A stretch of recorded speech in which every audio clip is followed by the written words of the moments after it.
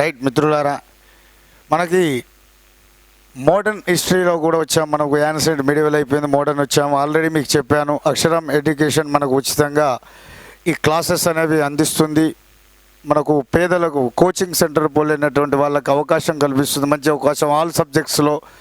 మీరు కూడా మీ వంతుగా చేయాల్సింది ఏంటంటే మన యొక్క అక్షరం ఎడ్యుకేషన్ ఛానల్ని సబ్స్క్రైబ్ చేసుకోవాలి, చేసుకోని వాళ్ళు ఎవరైనా ఉంటే. ప్లస్ మన యొక్క వీడియోస్ను కూడా షేర్ చేయాలి, షేర్ చేయమని చెప్పేసి అనాలి. అలాగే అక్షరం ఎడ్యుకేషన్ వారు కండక్ట్ చేసేటటువంటి ప్రతి ఎగ్జామ్ను మీరు రాయాలి. దానికి సంబంధించిన సమాచారం మీకు తెలియాలంటే ఈ యొక్క మన వీడియోస్ కింద మేము డిస్క్రిప్షన్లో లింక్ అనేది ఇవ్వడం జరిగింది. ప్లస్ అక్కడ ఈ యొక్క డైరెక్టర్ సార్స్ నెంబర్స్ అనేవి ఉంటాయి, మీరు వాళ్ళని కాంటాక్ట్ కండి. ఎగ్జామ్ సంబంధించింది కూడా మీరు రాస్తుంటే, వినడంతో పాటు ఎగ్జామ్ రాస్తుంటే అప్పుడు మీకు ఒక అవగాహన అనేది వస్తుంది.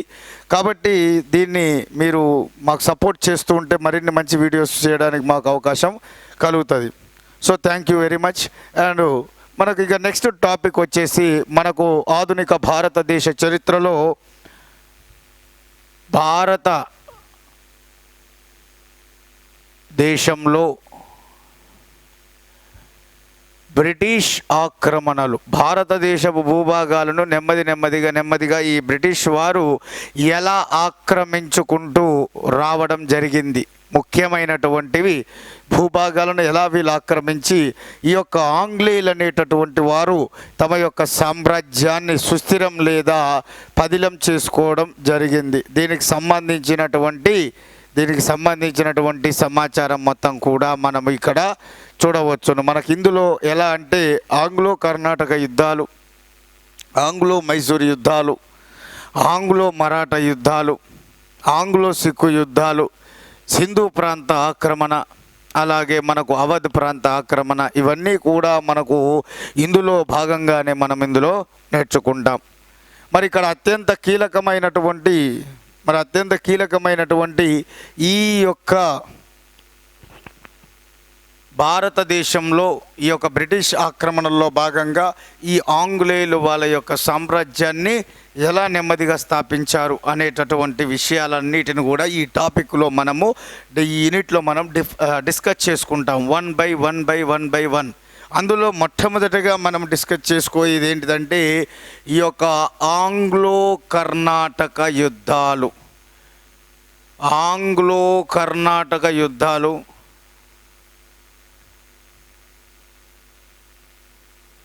ఆంగ్లో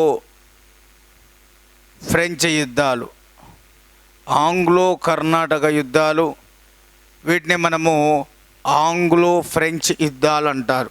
ఆంగ్లో కర్ణాటక యుద్ధాలు ఇక్కడ మనకు ఆంగ్లో ఫ్రెంచ్ యుద్ధాలుగా పేరు. ఫస్ట్ ఇక్కడ నుంచి మనం స్టార్ట్ చేద్దాం.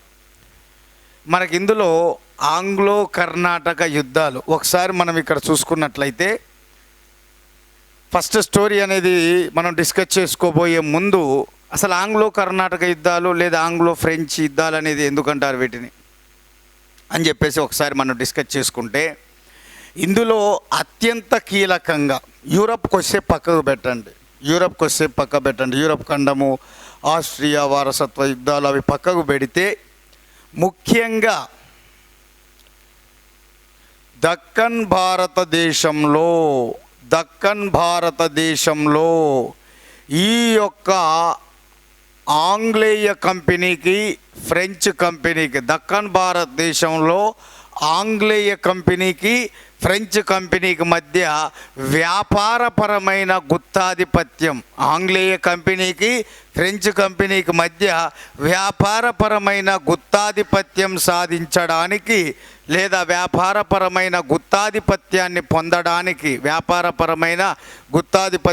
పొందడానికి ప్రాచుర్యంలోకి వచ్చినటువంటి యుద్ధాలే ఈ యొక్క ఆంగ్లో ఫ్రెంచ్ యుద్ధాలు అంటారు, లేదా వీటిని ఆంగ్లో కర్ణాటక యుద్ధాలు అని చెప్పేసి అంటారు. ముఖ్యంగా ఈ కర్ణాటక చుట్టూ పరివాహక ప్రాంతంలో దాన్ని మనం ప్రధానమైన కేంద్రంగా చేసుకొని ఈ యుద్ధాలు అనేటటువంటివి ప్రారంభం కావడం వలన కూడా దీన్ని ఆంగ్లో కర్ణాటక యుద్ధాలు అని చెప్పేసి అంటాము. మరి ఇందులో అత్యంత ముఖ్యంగా ఆంగ్లో కర్ణాటక యుద్ధాల్లో ఈ కర్ణాటక అనేది ఒకసారి ప్రధానమైన పాత్ర పోషించిందని చెప్పేసి ఇప్పుడే చెప్పాను. ఇందులో ఈ కర్ణాటక అనేది ఎస్పెషల్లీ మద్రాస్ పాండిచ్చేరి మధ్య ఉన్నటువంటి పరివాహక ప్రాంతం, మద్రాస్ పాండిచ్చేరిల మధ్య విస్తరించి ఉన్నటువంటి ప్రాంతమే ఈ యొక్క కర్ణాటక. ఈ యొక్క కర్ణాటక యొక్క రాజధాని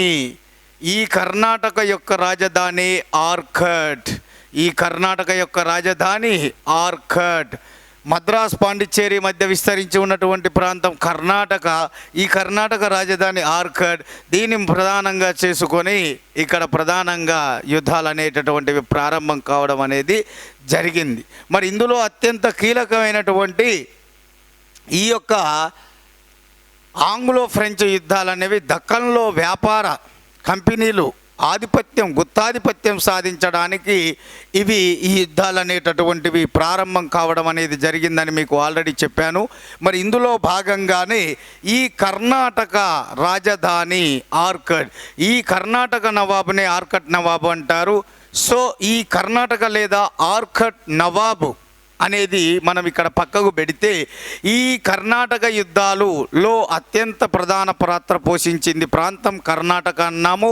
ఈ మద్రాస్ పాండిచ్చేరిల మధ్య విస్తరించి ఉన్నది ఈ కర్ణాటక, దాని రాజధాని ఆర్కట్. అయితే ఆ టైంలో కర్ణాటక ప్రాంతాన్ని స్వతంత్రించింది సాదిత్ ఖాన్ అనేటటువంటి వాడు, సాదత్ ఖాన్. సో ఇక్కడ చూడండి జాగ్రత్తగా, సాదత్ ఖాన్ కర్ణాటక ప్రాంతాన్ని స్వతంత్రించింది సాదత్ ఖాన్. వీడు తొలి మొఘల్లో చివరి వాడు ఎవరంటే ఔరంగజేబు. తొలి మొఘల్ చక్రవర్తుల్లో చివరివాడు ఔరంగజేబు. 1707 సంవత్సరంలో మరణించిన తరువాత ఈ సాదత్ ఖాన్ అనేటటువంటి వాడు స్వతంత్రిస్తాడు ఈ కర్ణాటక ప్రాంతాన్ని. సాదత్ ఖాన్ అనేటటువంటి వాడు స్వతంత్రిస్తాడు ఈ యొక్క కర్ణాటక ప్రాంతాన్ని. ఏ సంవత్సరంలో 1710. సో 1710 నుంచి ఇక్కడ ఇక్కడ చూసుకున్నట్లయితే 1710 నుంచి 32 సాదత్ ఖాన్ పీరియడు. 1710 నుంచి 32 సాదత్ ఖాన్ పీరియడు. వీడు ఔరంగజేబు మరణం తర్వాత కర్ణాటక ప్రాంతాన్ని స్వతంత్రించడం అనేది జరిగింది. ఈ సాదత్ ఖాన్ కొడుకే దోస్త్ అలీ. ఈ దోస్త్ అలీ 1732 నుంచి 1742 దోస్త్ అలీ పీరియడ్ 1732-42. దోస్త్ అలీ యొక్క కుమారుడే సఫ్దర్ అలీ. ఈ యొక్క దోస్త్ అలీ యొక్క అనుచరుడే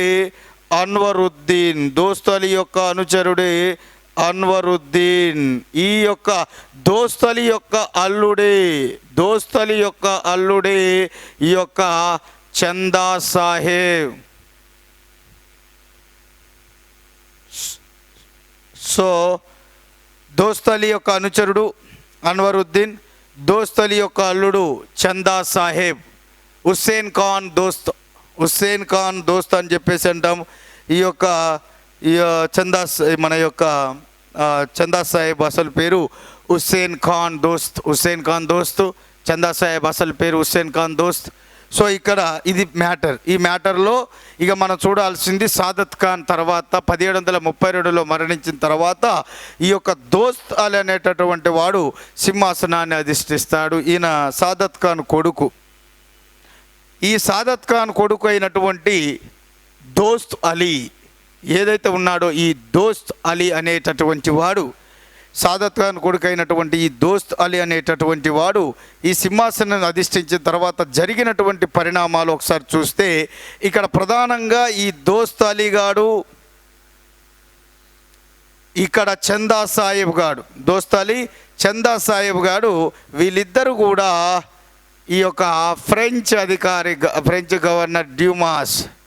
ఫ్రెంచ్ గవర్నరు డ్యూమాస్తో స్నేహంగా ఉండేవారు. దోస్త్ అలీ, ఈ యొక్క చందా సాహెబ్, ఫ్రెంచ్ గవర్నర్ డ్యూమాస్. ఈ చనువుతోటే ఈ డ్యూమాస్ గాడు ఏమంటాడంటే వీళ్ళిద్దరితోటి, నాకు తమిళనాడులోని కరైకాల్ ప్రాంతం కావాలి అంటాడు. తమిళనాడులోని కరైకాల్ ప్రాంతం కావాలి అంటాడు.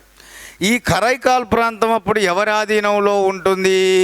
తంజావూర్ పాలకుడు ఆధీనంలో ఉంటుంది. ఈ తంజావూరు రాజు ఆధీనంలో ఉంటుంది ఈ కరైకాల్. మరి అటువంటి ఈ కరైకాల్ ప్రాంతాన్ని కోరుకుంది ఎవరు? డ్యూమాస్.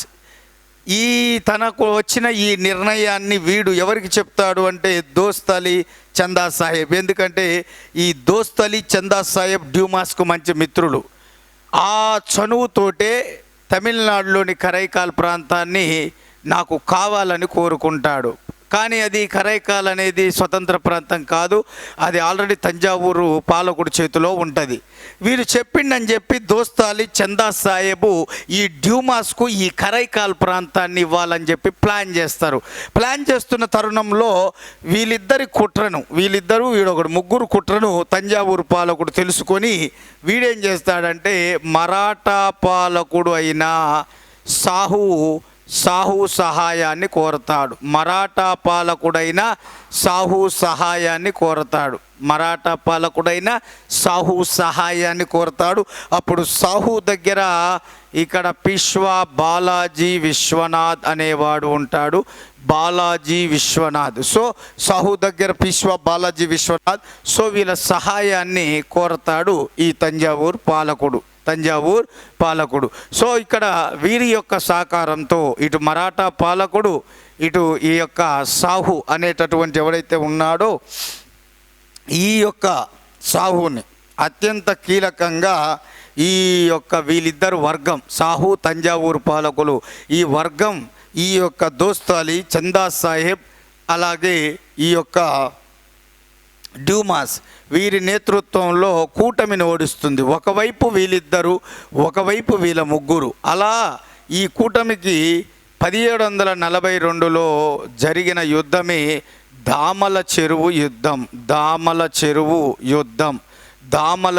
యుద్ధం. ఇందులో వీరికి సపోర్టుగా నిజాం రాజు కూడా పాల్గొంటాడు. నిజాం రాజు కూడా ఈ మరాఠా వాళ్ళ తరపున నిలబడతాడు. వీళ్ళ తరపున డ్యూమాస్, దోస్త్ అలీ చందా సాహెబ్ ఉంటారు. వీళ్ళ తరపున నిజాం రాజు కూడా ఉంటాడు. సో ఇక్కడ అత్యంత కీలకమైనటువంటి ఈ యొక్క నిజాం ఉల్ముల్క్ ఉంటాడు ఇక్కడ. సో వీళ్ళ ముగ్గురికి ఒకవైపు యుద్ధం కూటమి జరుగుతుంది. అదే 1742 దామల చెరువు యుద్ధం. సో ఈ దామల చెరువు యుద్ధం ఎప్పుడు జరిగిందంటే 1742లో జరిగింది. ఈ దామల చెరువు యుద్ధంలో దోస్త్ అలీ గాడు యుద్ధంలో పాల్గొని ఓడిపోయి మరణించడం అనేది జరుగుతుంది.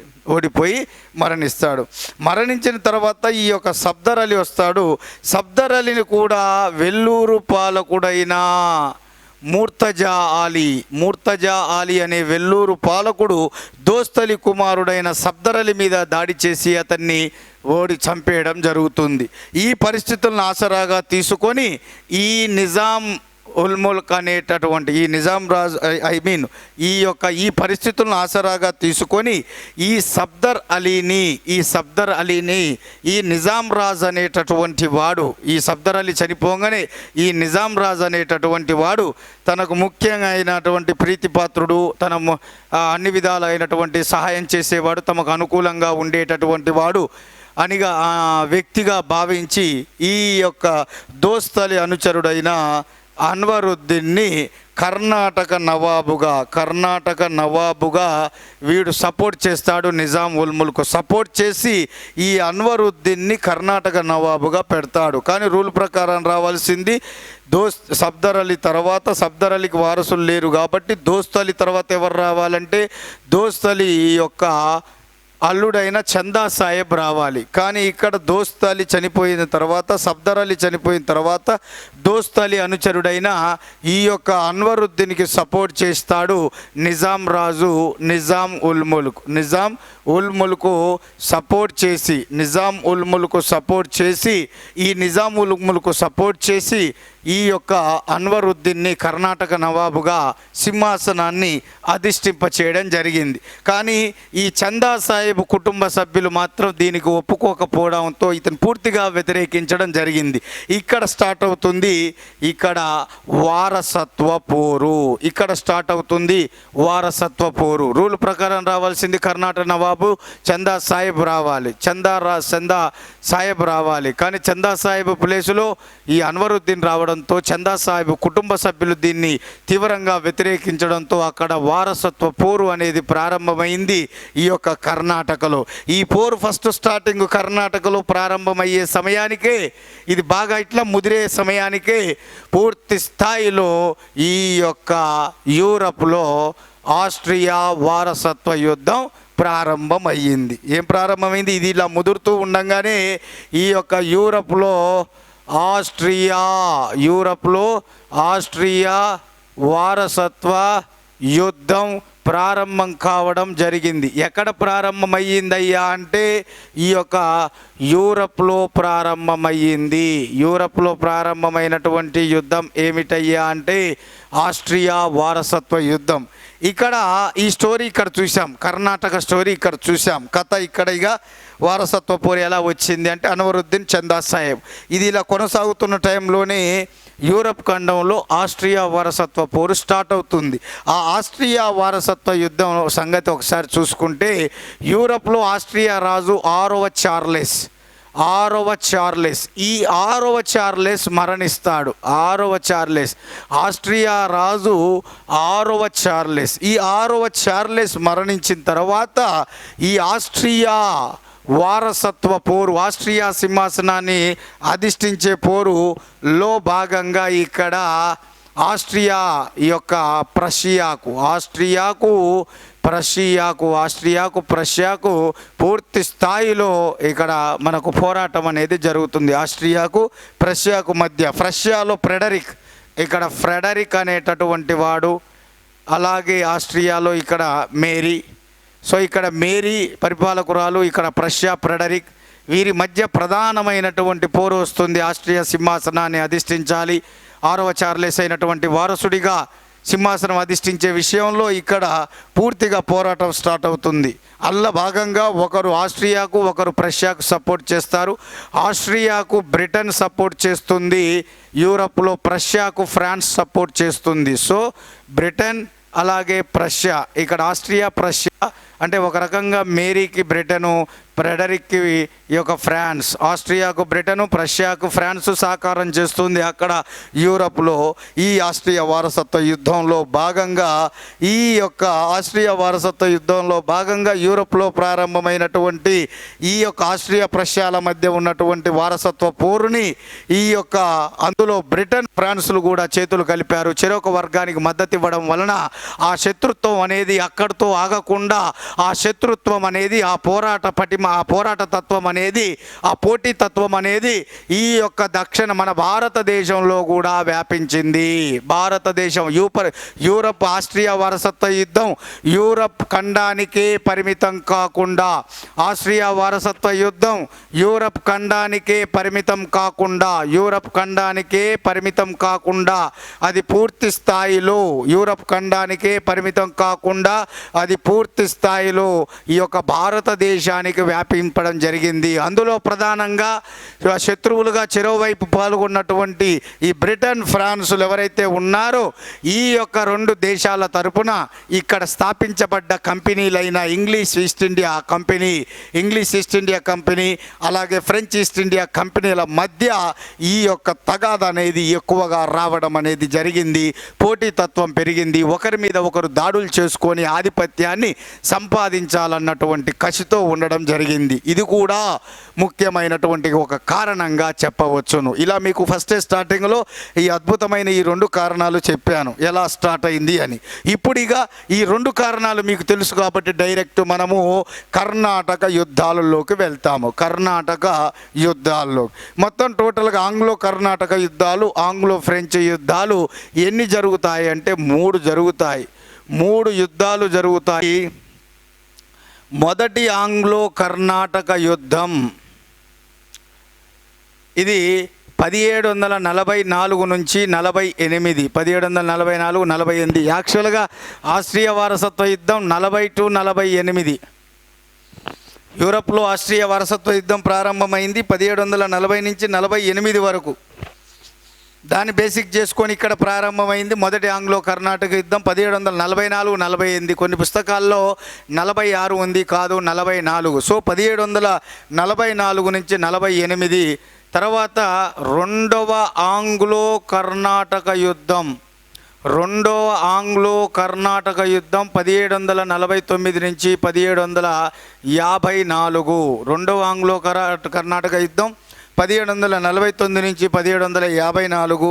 అలాగే ఇక్కడ మూడవ ఆంగ్లో కర్ణాటక యుద్ధం 1756 నుంచి 1763. 1756 నుంచి 1763. సో మొదటి ఆంగ్లో కర్ణాటక యుద్ధం 1744, 48. రెండవ ఆంగ్లో కర్ణాటక యుద్ధం 49 నుంచి 54. మూడవ ఆంగ్లో కర్ణాటక యుద్ధం 1756 నుంచి 1763 వరకు జరగడం ఇక్కడ మీరు గుర్తుపెట్టుకోవాలి ఇయర్స్. ఇందులో ప్రధానంగా ఫస్ట్ మనం డిస్కస్ చేసుకునేది మొదటి ఆంగ్లో కర్ణాటక యుద్ధం. చూద్దాం. రైట్, మనకిక 3 ఆంగ్లో కర్ణాటక యుద్ధాలు సంవత్సరాలు వాటికి సంబంధించిన పరిపాలన కాలం చూసాం కదా. ఇప్పుడు డైరెక్ట్గా మనం ఇక మొదటి ఆంగ్లో కర్ణాటక యుద్ధానికి సంబంధించిన సమాచారాన్ని చూద్దాం. 1744 నుంచి 48 వరకు జరిగిందని చెప్పాం కదా. యాక్చువల్గా మొదటి ఆంగ్లో కర్ణాటక యుద్ధం జరగడానికి ప్రధాన కారణం ఏమిటి అంటే ఈ యొక్క యూరప్లో చెలరేగిన ఆస్ట్రియా వారసత్వ యుద్ధం. మెయిన్ కారణం ఏంటంటే ఇదే మెయిన్ పర్పస్. భారతదేశంలో మొదటి ఆంగ్లో కర్ణాటక యుద్ధం ప్రారంభం కావడానికి మెయిన్ ముఖ్య కారణం ఏంటంటే యూరప్లో జరిగినటువంటి ఆస్ట్రియా వారసత్వ యుద్ధం కారణంగా భారతదేశంలో ప్రారంభమైనదే మొదటి ఆంగ్లో కర్ణాటక యుద్ధం. అందులో ఆస్ట్రియాకు ఒకరు, ప్రష్యాకు ఒకరు మద్దతు ఇవ్వడం జరిగిందని మీకు ఆల్రెడీ స్టోరీ చెప్పాను. దాన్ని అక్కడి నుంచి వీరు ఇక్కడ కొనసాగించడం, ఇక్కడ ఆ దేశాల తరపున ఇక్కడ స్థాపించబడిన ఇంగ్లీష్ ఈస్ట్ ఇండియా కంపెనీ కావచ్చు, ఫ్రెంచ్ ఈస్ట్ ఇండియా కంపెనీ కావచ్చు, ఇక్కడ తీవ్ర పోటీతత్వం కొరకు ఈ పోటీతత్వం ఏర్పడి వారు ఒకరి మీద ఒకరు దాడులు చేసుకోవడం ప్రారంభించారు. అది నెమ్మదిగా ఈ యొక్క ఆంగ్లో కర్ణాటక యుద్ధానికి దారి తీయడం అనేది జరిగింది. అది ఏ విధంగా అనేది ఇప్పుడు చూద్దాం. ఇది చూసే ముందు ఈ ఆంగ్లో కర్ణాటక యుద్ధం జరిగే నాటికి మద్రాస్ గవర్నర్గా ఉన్నది ఎవరయ్యా అంటే నికోలస్ మోర్స్ అనేవాడు మద్రాస్ గవర్నర్గా ఉన్నాడు ఈ యుద్ధం జరిగే సమయానికి. ఫ్రెంచ్ చక్రవర్తి ఎవరంటే 15వ లూయి. ఇక్కడ మద్రాస్ గవర్నరు ఈ యుద్ధ సమయానికి ఎవరంటే నికోలస్ మోర్స్. ఇక్కడ అత్యంత కీలకమైనటువంటిది ఏంటంటే ఇక్కడ భారతదేశంలో ఈ మూమెంట్లో ఈ సమయంలో ఈ యొక్క బ్రిటిష్ జనరల్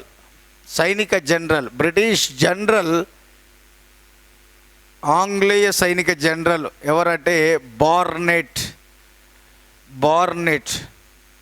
మరి ఈ సమయంలో ఫ్రెంచ్ గవర్నర్ ఎవరంటే ఫ్రెంచ్ గవర్నర్ డూప్లే. ఈ సమయంలో ఫ్రెంచ్ గవర్నర్ డూప్లే, బ్రిటిష్ సైనిక జనరల్ బార్నెట్ అనేటటువంటి వాడు ఉన్నాడు. Madras governor Nicholas Morse.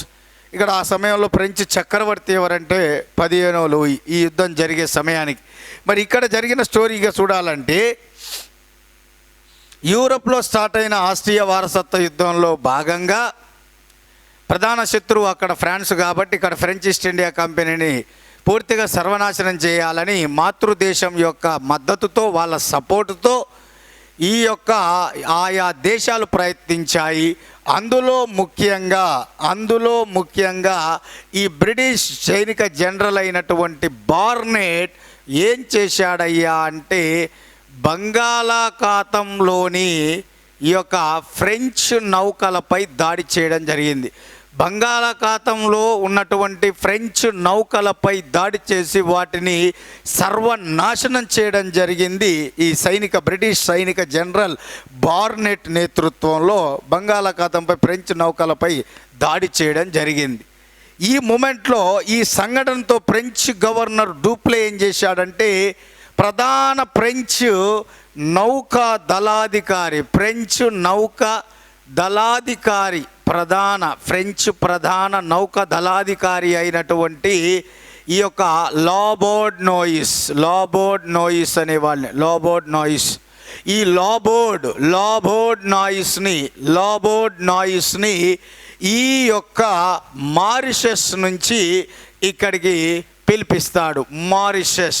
ఈ మారిషస్ నుంచి ఇక్కడికి పిలిపిస్తాడు. యాక్చువల్గా మారిషస్ అనేది ఈ యొక్క ఫ్రెంచ్ వారి యొక్క ప్రధాన నౌకాదళ కేంద్రం అండి. ఫ్రెంచ్ వారి యొక్క ప్రధాన నౌకాదళ కేంద్రం ఏంటంటే మారిషస్.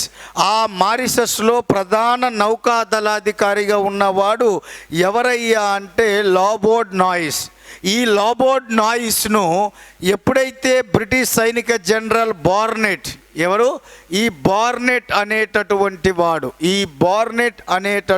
వాడు ఎప్పుడైతే బంగాళాఖాతంలోని ఫ్రెంచ్ నౌకలపై దాడి చేశాడో వెంటనే వాడిని పిలిపించి ఈ మారిషస్ నుంచి ఈ లాబోర్డ్ నాయిస్ను పిలిపించి ఈ యొక్క ఆంగ్లేయులకు కీలక వర్తక స్థావరమైన మద్రాసును ఆక్రమించడం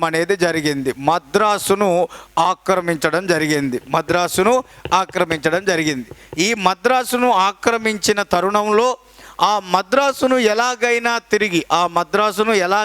తిరిగి దాన్ని పొందాలన్న ఉద్దేశంతో ఈ యొక్క మద్రాస్ గవర్నర్ అయిన నికోలస్ మోర్స్ గాడు ఏం చేస్తాడంటే ఈ నికోలస్ మోర్స్ గాడు ఈ లాబోర్డ్ నోయిస్తో రహస్య ఒడంబడిక చేసుకుంటాడు. ఆ ఒడంబడిక ప్రకారం కొద్ది ఎక్కువ మొత్తంలో ఈ లాబోర్డ్ నాయిస్కు ఈ యొక్క డబ్బులు ఇస్తాడు, లంచం ఇస్తాడు. లాబోర్డ్ నాయిస్కు లంచం ఇవ్వడంతో డూప్లేకు చడి చప్పుడు చేయకుండా ఈ లాబోర్డ్ నాయిస్ అనేవాడు నికోలస్ మోర్స్ ఇచ్చిన డబ్బు తీసుకొని వాడు ఆక్రమించిన మద్రాస్ ప్రాంతాన్ని మళ్ళీ తిరిగి ఆంగ్లేయులకు అప్పజెప్పి వాడు తిరిగి ఈ లాబోర్డ్ నాయిస్ గాడు మారిషస్కు వెళ్ళిపోతాడు. ఈ విషయం తెలుసుకున్నటువంటి డూప్లే గాడు స్టన్ అవుతాడు. అంత కీలకమైన వర్తక స్థావరాన్ని ఆక్రమించినటువంటి ఇదిని లాబోర్డ్ నాయిస్ గాడు దీన్ని మళ్ళీ వాళ్ళకి ఇచ్చేశాడని చెప్పేసి మళ్ళీ కొంత సైన్యాన్ని సమీకరించి ఈ యొక్క మద్రాసుపై దాడి చేసి యథావిధిగా ఈ ఫ్రెంచ్ గవర్నర్ అయినటువంటి ఈ డూప్లే ఈ యొక్క యథావిధిగా ఈ డూప్లే ఈ మద్రాసును ఈ ఆంగ్లేయుల వద్ద నుండి మళ్ళీ పొందుతాడు, తిరిగి ఆక్రమించుకుంటాడు. ఆల్రెడీ ఒకసారి పోతుంది, దాన్ని వాడు దరిద్రుడు లంచానికి మనకు అమ్ముడు పోయి వాడు లాబోర్డ్ నాయిస్ గాడు మద్రాసును ఆంగ్లేయులకు తిరిగిస్తాడు. మళ్ళీ ఇతడు కొంత సైన్యాన్ని సమీకరించుకొని దీన్ని మద్రాసును తిరిగి పొందడం అనేది జరుగుతుంది. ఎప్పుడైతే వీడు అన్యాయంగా అక్రమంగా మళ్ళీ వీడు ఆ మద్రాసుపై దాడి చేసి మద్రాసు ప్రాంతాన్ని ఎప్పుడైతే ఫ్రెంచ్ గవర్నర్ డూప్లే ఆక్రమించుకున్నాడో అప్పుడు పూర్తి స్థాయిలో ఈ యొక్క ఫస్ట్ నుంచే నిజాముల్ ముల్క్ పీరియడ్ నుంచే ఈ యొక్క అన్వరుద్దీన్ గాడు కొద్దిగా ఆంగ్లేయుల మద్దతుదారుడుగా ఉండేవాడు. సో అది నిజాముల్ ముల్క్ మీద ఉన్న అభిమానంతో అన్వరుద్దీన్ ఆటోమేటిక్గా ఆంగ్లేయులకు అభిమానిగా అంటే ఆంగ్లేయులకు మద్దతుదారుడుగా మారిపోవడం అనేది జరిగింది. పెద్ద విషయం కాదు అక్కడ. అయితే వీళ్ళు పూర్తి స్థాయిలో ఏం చేశారు, తమనిగా ఆదుకునేది ఇక్కడ లోకల్లో బాధ చెప్పుకునేది ఈడ చుట్టుపక్కల ఉన్న ప్రాంతాలకు మద్రాస్ పాండిచ్చేరి మధ్య ఉన్న మొత్తం భూభాగం ఏంటంటే కర్ణాటక. ఆ కర్ణాటకకే ఓవరాల్ నవాబ్ ఎవడంటే అన్వరుద్దీన్. కాబట్టి మరి ఇక్కడ జరిగిన విషయాన్ని మనం ఆయన దృష్టికి తీసుకెళ్దాం, ఆయనే ఇక్కడ తోపు తురుంకాను అని చెప్పి ఈ ఆంగ్లేయులు ఏం చేస్తారంటే ఈ యొక్క కర్ణాటక నవాబు అయిన అన్వరుద్దీన్ని కలిసి జరిగినదంతా వివరిస్తారు. అన్వరుద్దీన్ని కలిసి జరిగిందంతా వివరిస్తారు. అప్పుడు ఈ అన్వరుద్దీన్ గాడు ఆంగ్లేయులకు సపోర్టుగా 1746 క్రీస్తు శకం 1746లో ఈ యొక్క ఫ్రెంచ్ వారి మీదికి యుద్ధానికి బయలుదేరతాడు. అదే శాంతోమ్ లేదా అడయార్ యుద్ధం. 1746 మొదటి ఆంగ్లో కర్ణాటక యుద్ధంలో భాగంగా కర్ణాటక లేదా ఆర్కట్ నవాబ్ అయిన అన్వరుద్దీన్ గాడు ఆంగ్లేయులకు సపోర్టుగా ఫ్రెంచ్ వారికి వ్యతిరేకంగా 1746లో జరిగిన శాంతోమ్ లేదా అడయార్ యుద్ధంలో వాళ్ళ మీద యుద్ధానికి దిగుతాడు. ఇది మొదటిసారిగా ఈ యుద్ధం మనకి ఎస్ఐ కానిస్టేబుల్లో ఏపీ తెలంగాణలో అడిగాడు. మొదటిసారిగా భారతదేశ చరిత్రలో స్వదేశీ రాజ్యాలకు విదేశీ సైన్యాలకు లేదా స్వదేశీ సైన్యానికి విదేశీ సైన్యానికి జరిగినటువంటి ముఖాముఖిగా జరిగిన తొలి యుద్ధం. స్వదేశీ సైన్యానికి విదేశీ సైన్యానికి, ఇది స్వదేశీ సైన్యం అన్వరుద్దీన్, స్వదేశీ సైన్యానికి విదేశీ సైన్యానికి భారతదేశ చరిత్రలో తొలిసారిగా జరిగిన ముఖాముఖి యుద్ధం ఏంటంటే శాంతోమ్ లేదా అడయార్ యుద్ధం. ఎప్పుడు జరిగిందంటే 1746లో జరిగింది. ఆల్రెడీ ఎస్ఐలో కానిస్టేబుల్ అడిగినటువంటి క్వశ్చన్ ఇది. మన ప్రీవియస్ ఏపీలో అడిగాడు, 2017 ఎస్ఐలు అడిగాడు, మీరు ఒకసారి చెక్ చేసుకోవచ్చు. భారతదేశ చరిత్రలో తొలిసారి స్వదేశీ విదేశీ రాజ్యాలకు లేదా సైన్యాలకు జరిగిన యుద్ధం శాంతోమ్ లేదా అడయార్ యుద్ధం. ఈ యుద్ధంలో మనోనికి ఎక్కువ సైనిక శక్తి ఉంటుంది. ఎవరికి? అన్వరుద్దీన్కి. ఈ ఫ్రెంచ్ వాళ్లకు తక్కువ సైనిక వ్యవస్థ ఉంటుంది. అంటే ఇక్కడ మీరు గమనించాల్సింది ఏంటంటే ఈ యుద్ధంలో స్వదేశీ రాజైన అన్వరుద్దీన్కు ఉన్న సైనిక శక్తి కంటే ఫ్రెంచి వారికి విదేశీయులైనటువంటి ఈ యొక్క ఫ్రెంచ్ వారి సైనిక శక్తి చాలా తక్కువ. అయినా కూడా ఈ యుద్ధంలో ఫ్రెంచి వారు వారి దగ్గర అత్యాధునికమైన ఆయుధ పరికరాలు, మందుగుండు సామాగ్రి, తుపాకులు, మరఫిరంగులు, అత్యంత శిక్షణ పొందినటువంటి సైనికులు వాళ్ళ దగ్గర ఉండబట్టి ఈజీగా ఎక్కువ సైనిక వ్యవస్థ ఉన్న అన్వరుద్దీన్ సైన్యాన్ని 1746లో ఈ యొక్క శాంతోమ్ లేదా అడయార్ యుద్ధంలో ఈ యొక్క ఓడించడం అనేది జరిగింది. ఎవరిని ఓడించారు అంటే కర్ణాటక నవాబు అన్వరుద్దీన్. తొలిసారిగా విదేశీయుల చేతిలో మన స్వదేశీ పాలకుడైన అన్వరుద్దీన్ ఓడిపోయాడు శాంతోమ్ యుద్ధంలో. ఇక ఈ యుద్ధం ఓడిపోయిన తర్వాత ఇక మద్రాస్ అనేది యథావిధిగా డూప్లే దగ్గరే ఉంటుంది. అంటే ఫ్రెంచ్ గవర్నర్ అయిన డూప్లే ఆధీనంలో ఉంటుంది. ఎందుకంటే పాపం వీడు గెలిస్తే వచ్చేదేమో కానీ వీడు ఓడిపోవడంతో ఆ డూప్లే ప్రాంతం వీని దగ్గరే ఉంటుంది. ఈలోపు ఆస్ట్రియా వారసత్వ యుద్ధం అక్కడ ప్రారంభమైందని చెప్పాను కదా, అది ముగింపుకు వచ్చేస్తుంది. 1748లో యూరప్లో ప్రారంభమైన ఆస్ట్రియా వారసత్వ యుద్ధం ముగింపుకు రావడం అనేది జరుగుతుంది. ఒక సంధితో ముగుస్తుంది ఆస్ట్రియా వారసత్వ యుద్ధం. ఏమిటయ్యా అంటే ఇక్కడ ఎక్స్లా చాపెల్ సంధి. మొదటి ఆంగ్లో కర్ణాటక యుద్ధం అనేది పక్కకు పెడితే ఫస్ట్ యూరప్లో ప్రారంభమైన ఆస్ట్రియా వారసత్వ యుద్ధం అనేది అక్కడ యూరప్లో ఏ సంధితో ముగిసిందంటే ఎక్స్లా చాపెల్ సంధి. ఆ సంధి ప్రకారమే భారతదేశంలో ఆస్ట్రియా వారసత్వ యుద్ధ కారణంగా ప్రారంభమైన మొదటి ఆంగ్లో కర్ణాటక యుద్ధం కూడా ఇదే ఎక్స్లా చాపెల్ సంధి ప్రకారంగా ముగియడం అనేది జరుగుతుంది.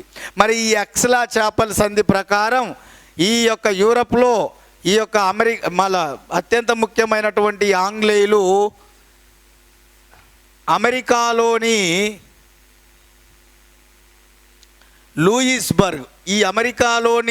లూయిస్బర్గ్ అనే ప్రాంతాన్ని ఈ ఆంగ్లేయులు ఫ్రాన్స్కి ఇవ్వాలి. అమెరికాలోని వాళ్ళు ఆక్రమించుకున్న ఏదైతే లూయిస్బర్గ్ ప్రాంతం ఉంటుందో ఆ లూయిస్బర్గ్ అనే ప్రాంతాన్ని ఈ ఆంగ్లేయులు ఫ్రాన్స్ వాళ్ళకి ఇవ్వాలి అక్కడ. మరి ఇక్కడ ఈ సంధి ప్రకారంగా మరి ఇక్కడ ఈ యొక్క మన భారతదేశంలో మరి ఈ డూప్లే అనేటటువంటి వాడు ఆంగ్లేయులకు సంబంధించిన మద్రాస్ ప్రాంతాన్ని వీడు ఇక్కడ ఆంగ్లేయులకు ఇవ్వాలి. అక్కడ ఆంగ్లేయులు, యూరప్లో ఆంగ్లేయులు ఫ్రాన్స్ వాళ్ళకి వాళ్ళు ఆక్రమించుకున్న లూయిస్బర్గ్ ప్రాంతాన్ని ఇవ్వాలి. ఇక్కడ ఈ ఫ్రెంచ్ గవర్నర్ అయిన డూప్లే ఆంగ్లేయుల ప్రాంతమైన మద్రాస్ ప్రాంతాన్ని తిరిగి యథావిధిగా ఆంగ్లేయులకు ఇవ్వాలి. యాజ్ ఫర్ ఎక్స్లా చాపల్ సంధి. ఇది మొదటి ఆంగ్లో కర్ణాటక మొదటి ఆంగ్లో ఫ్రెంచ్ దానికి సంబంధించిన సంపూర్ణ సమాచారం మీకు క్లియర్గా వివరించాను. ఒకసారి వీడియో విన్నారంటే ఈజీగా మీరు అర్థం చేసుకుంటారు. సో నెక్స్ట్ మనకు రెండవ ఆంగ్లో కర్ణాటక యుద్ధం. నెక్స్ట్ మనకి ఇక్కడ రెండవ ఆంగ్లో కర్ణాటక యుద్ధం. రెండవ ఆంగ్లో కర్ణాటక యుద్ధం ఇక్కడ ప్రధానంగా 1700 క్రీస్తు శకము 1749 నుంచి క్రీస్తు శకం 1754, క్రీస్తు శకం 1749 నుంచి క్రీస్తు శకం 1754 వరకు ప్రారంభమైన యుద్ధం ఈ రెండవ ఆంగ్లో కర్ణాటక యుద్ధం. ఈ యుద్ధం ప్రారంభం కావడానికి యూరప్లో ఏ సంఘటన ప్రధాన కారణం కాదండి. ఇది స్వదేశీ అంటే మన భారతదేశంలోనే ముఖ్యంగా రెండు రాజ్యాల మధ్య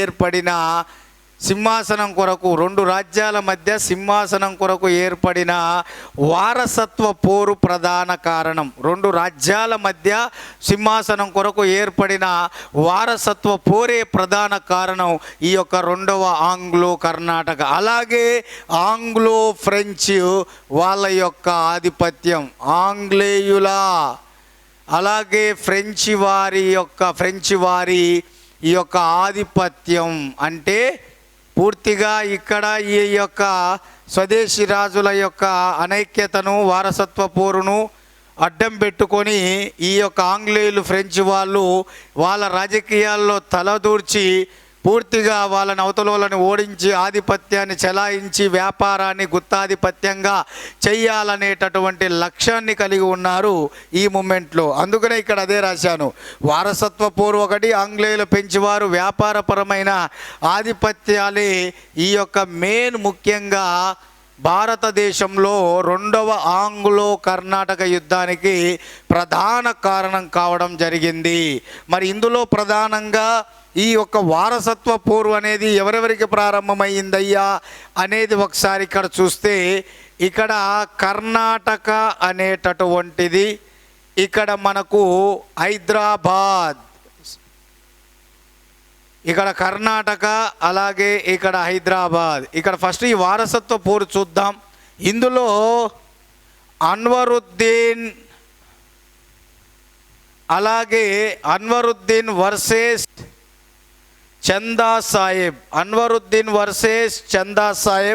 ఇక్కడ మనకు హైదరాబాదులో అన్వరుద్దీన్ వర్సెస్ చందా సాహెబ్. అలాగే ఇక్కడ హైదరాబాదులో ఇక్కడ పరిస్థితి చూసుకున్నట్లయితే ఇక్కడ నాజర్ జంగ్ వర్సెస్ ముజఫర్ జంగ్. సో ఇక్కడ వీళ్ళిద్దరికి సో వారసత్వ పోరు అటు కర్ణాటకలో చూస్తే అన్వరుద్దీన్కి చందా సాహెబ్, అలాగే ఇక్కడ హైదరాబాద్లో చూస్తే నాజర్ జంగ్ ముజఫర్ జంగ్. ఇక్కడ పరిస్థితి ఏంది, మనకు ముర్తజా అలీ చనిపోయినాక దోస్తాలి అల్లుడైన చందా సాహెబ్ను బందీ చేస్తారు. అన్వరుద్దీన్ని నిజాముల్ ముల్క్ సింహాసనాన్ని అధిష్టింపజేస్తాడు.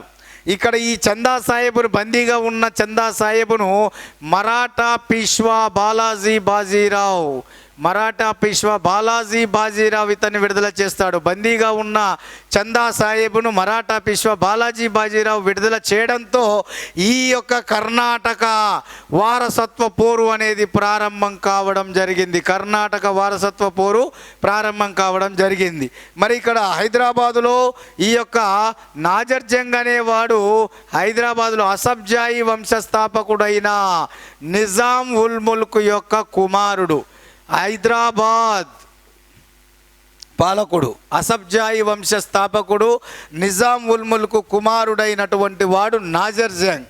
ఈ నిజాం ఉల్ ముల్క్ యొక్క కూతురు ఖైరున్నిస్సా బేగం. సో నిజాం ఉల్ ముల్క్ కూతురు ఖైరున్నిస్సా బేగం, ఆ ఖైరున్నిస్సా బేగం కుమారుడు ముజఫర్ జంగ్. అంటే ఇక్కడ ప్రధానంగా హైదరాబాదు నవాబు పదవి కోసం తన యొక్క కుమారుడికి మనవడికి మధ్య వారసత్వ పోరు అనేది ప్రారంభమవుతుంది. నాజర్ జంగ్కు అలాగే ముజఫర్ జంగ్ ఎవరు ఇక్కడ? ఖైరున్నిస్సా బేగం. ముజఫర్ జంగ్ ఎవరు ఇక్కడ? ఖైరున్నిస్సా బేగం యొక్క కుమారుడు ఈ యొక్క ముజఫర్ జంగ్. ఈ ముజఫర్ జంగ్ నాజర్ జంగ్కు మధ్య ఇక్కడ సింహాసనం కొరకు వారసత్వ పోరు స్టార్ట్ అవుతుంది. ఇందులో అన్వరుద్దీన్కి సాయం చేసిన వారు, సపోర్టుగా నిలబడ్డవారు ఆంగ్లేయులు. చందా సాహెబ్కు సపోర్టుగా నిలబడ్డవారు ఫ్రెంచ్ వారు. మరి ఇక్కడ హైదరాబాదులో నాజర్ జంగ్కు సపోర్టుగా ఉన్నవారు ఆంగ్లేయులు. సో ఇక్కడ ముజఫర్ జంగ్కు సపోర్టుగా ఉన్నవారు ఫ్రెంచ్ వారు.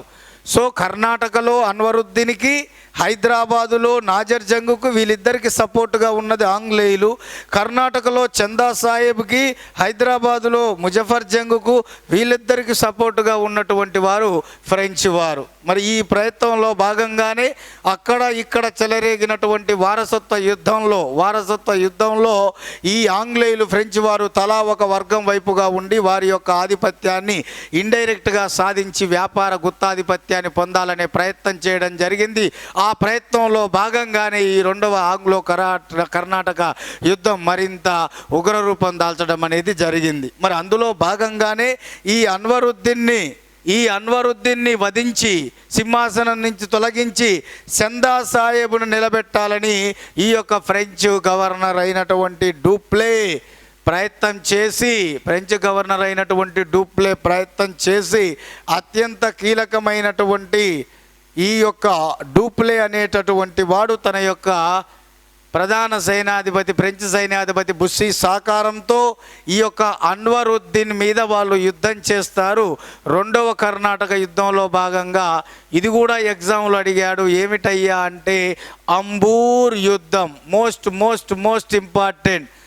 మొదటి ఆంగ్లో కర్ణాటక యుద్ధంలో భాగంగా జరిగినది శాంతోం లేదా అడయారు యుద్ధం 1746లో జరుగుతుంది. ఇక్కడ రెండో ఆంగ్లో కర్ణాటక యుద్ధంలో భాగంగా జరిగిన యుద్ధం ఏంటంటే ఈ యొక్క అంబూర్ యుద్ధం 1749లో జరుగుతుంది. 1749లో జరిగినటువంటి యుద్ధం అంబూర్ యుద్ధం. ఈ అంబూర్ యుద్ధంలో అన్వరుద్దీన్, కర్ణాటక నవాబ్ అయినటువంటి అన్వరుద్దీన్ను ఫ్రెంచ్ గవర్నర్ డూప్లే, ఫ్రెంచ్ సైన్యాధిపతి బుస్సీ ఈ యొక్క నేతృత్వంలో ఉన్నటువంటి ఆ యొక్క సైన్యం, ఫ్రెంచ్ సైన్యం అనేది అన్వరుద్దీన్ని ఓడించి చంపడం జరుగుతుంది. తన తండ్రి చనిపోవడంతో ఈ అన్వరుద్దీన్ కొడుకైనటువంటి మహమ్మద్ అలీ ఈ యొక్క బ్రిటిష్ వారి సంరక్షణలోకి వెళ్తాడు. తిరుచిరాపల్లి వెళ్ళి అక్కడ బ్రిటిష్ వారి యొక్క కోటలో ఆ బ్రిటిష్ వారి యొక్క ఆశ్రయాన్ని పొందుతాడు.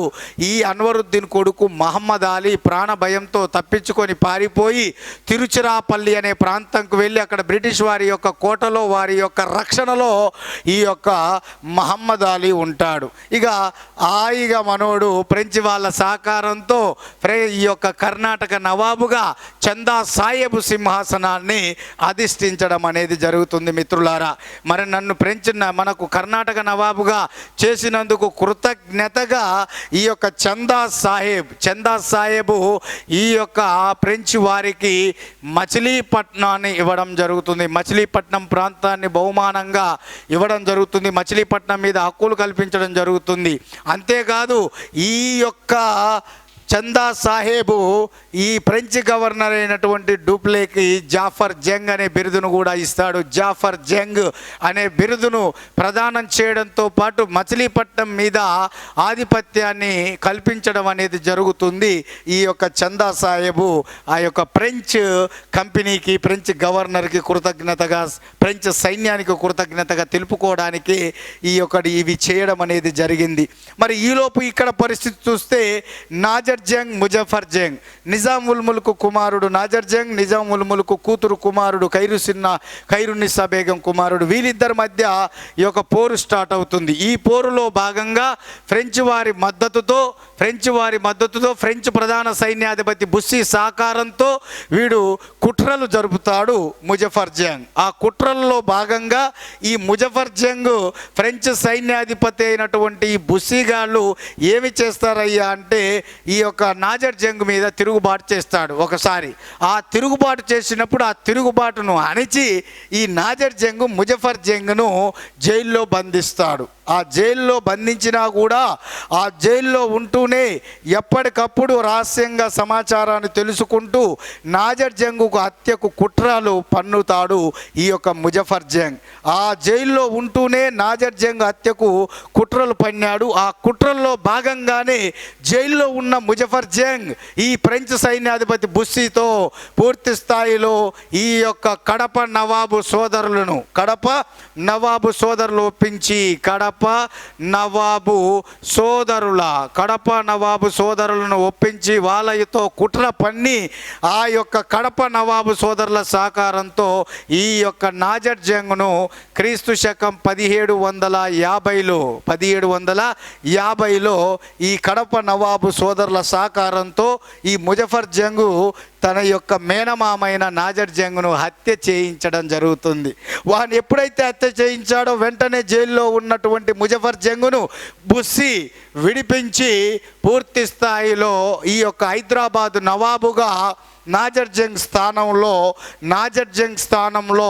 ముజఫర్ జంగ్ను హైదరాబాద్ నవాబుగా ప్రకటించడం జరుగుతుంది. నాజర్ జంగ్ స్థానంలో ముజఫర్ జంగ్ను హైదరాబాద్ నవాబుగా ప్రకటించడం జరుగుతుంది. సో అక్కడ కర్ణాటకలో ఫ్రెంచ్ వాళ్ళదే ఆధిపత్యమైంది. ఇక్కడ అత్యంత కీలకంగా హైదరాబాదులో కూడా ఫ్రెంచ్ వారి యొక్క ఆధిపత్యం కొనసాగింది. కానీ ఈలోపు ఇక్కడ జరిగినటువంటి విషయం ఏమిటయ్యా అంటే ఇక్కడ అవకాశం పోయింది, అక్కడ అవకాశం పోయింది. కాబట్టి ఎలాగైనా ఈ అవకాశాన్ని చేజిక్కించుకోవాలి అనే ఉద్దేశంతో ఈ యొక్క అత్యంత కీలకమైనటువంటి మన ఆంగ్లేయ అధికారి రాబర్ట్ క్లైవ్ అనేటటువంటి వాడు ఆంగ్లేయ అధికారి అయినటువంటి ఈ రాబర్ట్ క్లైవ్ గాడు ప్లాన్ చేసి ఈ కర్ణాటక మన ఆధీనంలో రావాలి అని చెప్పేసి ఈ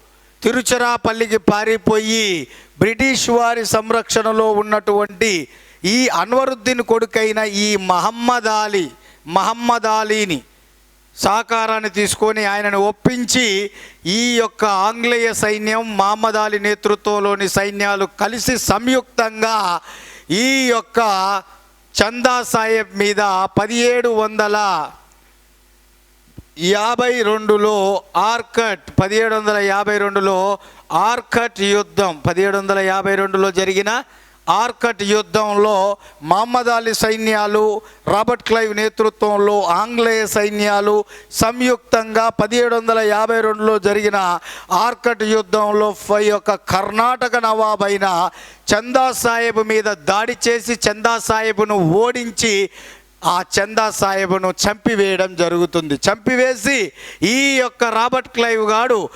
అన్వరుద్దీన్ కొడుకైన మహమ్మద్ అలీని కర్ణాటక నవాబుగా చేయడం జరిగింది. ఈ మహమ్మద్ అలీకి ఉన్న బిరుదు వల్లజా. అందుకనే ఇతని దగ్గర నుండి కర్ణాటకను పరిపాలించిన వాళ్ళందరినీ వల్లజా వంశపాలకులుగా పిలవడం జరిగింది. వల్లజా వంశపాలకులు. అన్వరుద్దీన్ కొడుకైన మహమ్మద్ అలీకి ఉన్న బిరుదు వల్లజా. వల్లజా అంటే ఈయన దగ్గర నుంచి మళ్ళీ కర్ణాటక నవాబుగా ఇతని వారసులు కర్ణాటక ప్రాంతాన్ని పరిపాలించడం వలన ఇతని వారసులందరినీ వల్లజా వంశానికి చెందినటువంటి పాలకులుగా అభివర్ణించడం జరిగింది. ఎందుకంటే ఈ యొక్క మహమ్మద్ అలీ బిరుదు వల్లజా కాబట్టి. మరి ఇక్కడ రాబర్ట్ క్లైవ్ గాడు 1752లో ఆర్కట్ యుద్ధంలో చందా సాహెబ్ను ఓడించి చంపివేసి మహమ్మద్ అలీని సింహాసనం మీద నిలబెట్టాడు. కానీ ఇతని గొప్పతనం ఏంటంటే కేవలం 500 మందితో మాత్రమే ముట్టడిస్తాడు. కేవలం 500 మందితో మాత్రమే రాబర్ట్ క్లైవ్ ఈ చందా సాహెబ్ను ఓడిస్తాడు. అద్భుతమైన విజయాన్ని సాధిస్తాడు. కర్ణాటకలో కోల్పోయిన ఆంగ్లేయుల యొక్క ప్రాబల్యాన్ని తిరిగి సంపాదించాడు కేవలం 500 మందితో. దట్ ఈజ్ రాబర్ట్ క్లైవ్ గొప్పతనం. That is the greatness of Robert Clive. అందుకనే ఈ ఆర్కట్ యుద్ధంలో విజయం సాధించి ఆర్కట్ నవాబుగా మహమ్మద్ అలీని సింహాసనం మీద నిలిపి బ్రిటిష్ వారి వైభవాన్ని కాపాడి బ్రిటిష్ వారి పేరు ప్రతిష్టలు పైకి తీసుకొచ్చినటువంటి ఈ రాబర్ట్ క్లైవ్కి బిరుదు ఏమిటంటే ఆర్కట్ వీరుడు. ఇది గుర్తుంచుకోండి. ఏమిటంటే ఇతని ఆర్కట్ వీరుడుగా పొగడడం జరిగింది. ఇతని ఆర్కట్ వీరుడుగా పొగడడానికి కారణం ఏంటంటే ఇది రీజన్. మరిగా ఈలోపు ఇక్కడ అత్యంత కీలకమైనటువంటి మీరు ఇక్కడ చూసుకుంటే ఈ ఆర్కట్ వీరుడిగా పేరుగాంచినటువంటి రాబర్ట్ క్లైవ్ అనేటటువంటి వాడు ఈ యొక్క చందా సాహెబ్ని ఇక్కడ నిలపడం అనేది జరిగింది. ఈలోపు ఇక్కడ జరిగిన మ్యాటర్ ఏంటంటే హైదరాబాదులో ఇక మనోడు ముజఫర్ జంగ్ గాడు ఫ్రెంచ్ వాళ్ళు నాకు మంచిగా నాకు డూప్లే సహకరించాడు. ఫ్రెంచ్ గవర్నర్ డూప్లే, ఫ్రెంచ్ సైన్యాధిపతి బుస్సీలు నాకు సహకరించారు.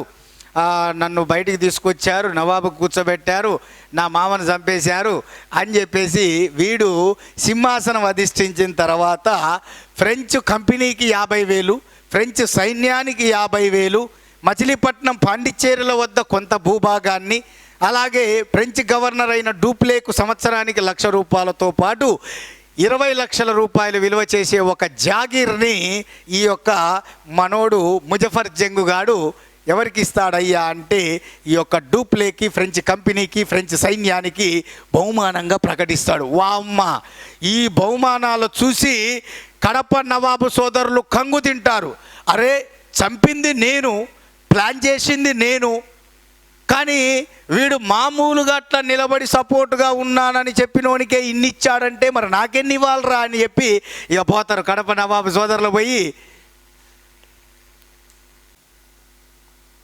రైట్, ఇక్కడ మన పూర్తి స్థాయిలో మరి వాళ్ళకే అన్ని బహుమానాలు ఇచ్చాడంటే మరి మనకెన్ని ఇవ్వాలరా నాయన వీడు మరి పూర్తిగా అని చెప్పేసి మనం కూడా మరి అడుగుదాం. మరి ఈ బహుమానాల సంగతి ఏంది, మరి కథ ఏంది, కమామిష్ ఏంది అని కడప నవాబు సోదరుల్లో మనకు వెళ్ళి అడుగుతాడు. అందులో హిమ్మత్ ఖాన్ అడుగుతాడు. కడప నవాబు సోదరులో ఒకడెవరంటే హిమ్మత్ ఖాన్ అడుగుతాడు. ఈ హిమ్మత్ ఖాన్ గాడు అడుగుతాడు, మరి వానికి అన్ని ఇచ్చినవురా, నాకేందిరా ఒక్కడు కూడా ఇవ్వలేదు, నాకు తక్కువ ఇచ్చినావు, నాకు నోరు మూపిచ్చినావు, మరి ఆయనకేమి ఇన్ని ఇచ్చినావు, చంపింది యాక్చువల్గా నేను, వాడేదో పెద్ద పోటు పనగల్లాగా మామూలుగా నీకు నిలబడ్డాడు, నేను మామూలుగా జైలు నుంచి విడిపించా, అది రాజర్ జంగ్ చనిపోతే జైలు నుంచి విడిపించాడు, దాంట్లో ఏముందిరా భయ్, నేను చంపినోని నేను అసలు కష్టం మీద, మరి నాకు కూడా ఇవ్వాలి, మరి నాకు ఇచ్చింది నువ్వు ఇచ్చింది ఇదివరకు ఇచ్చింది సరిపోదని చెప్పేసి అంటాడు.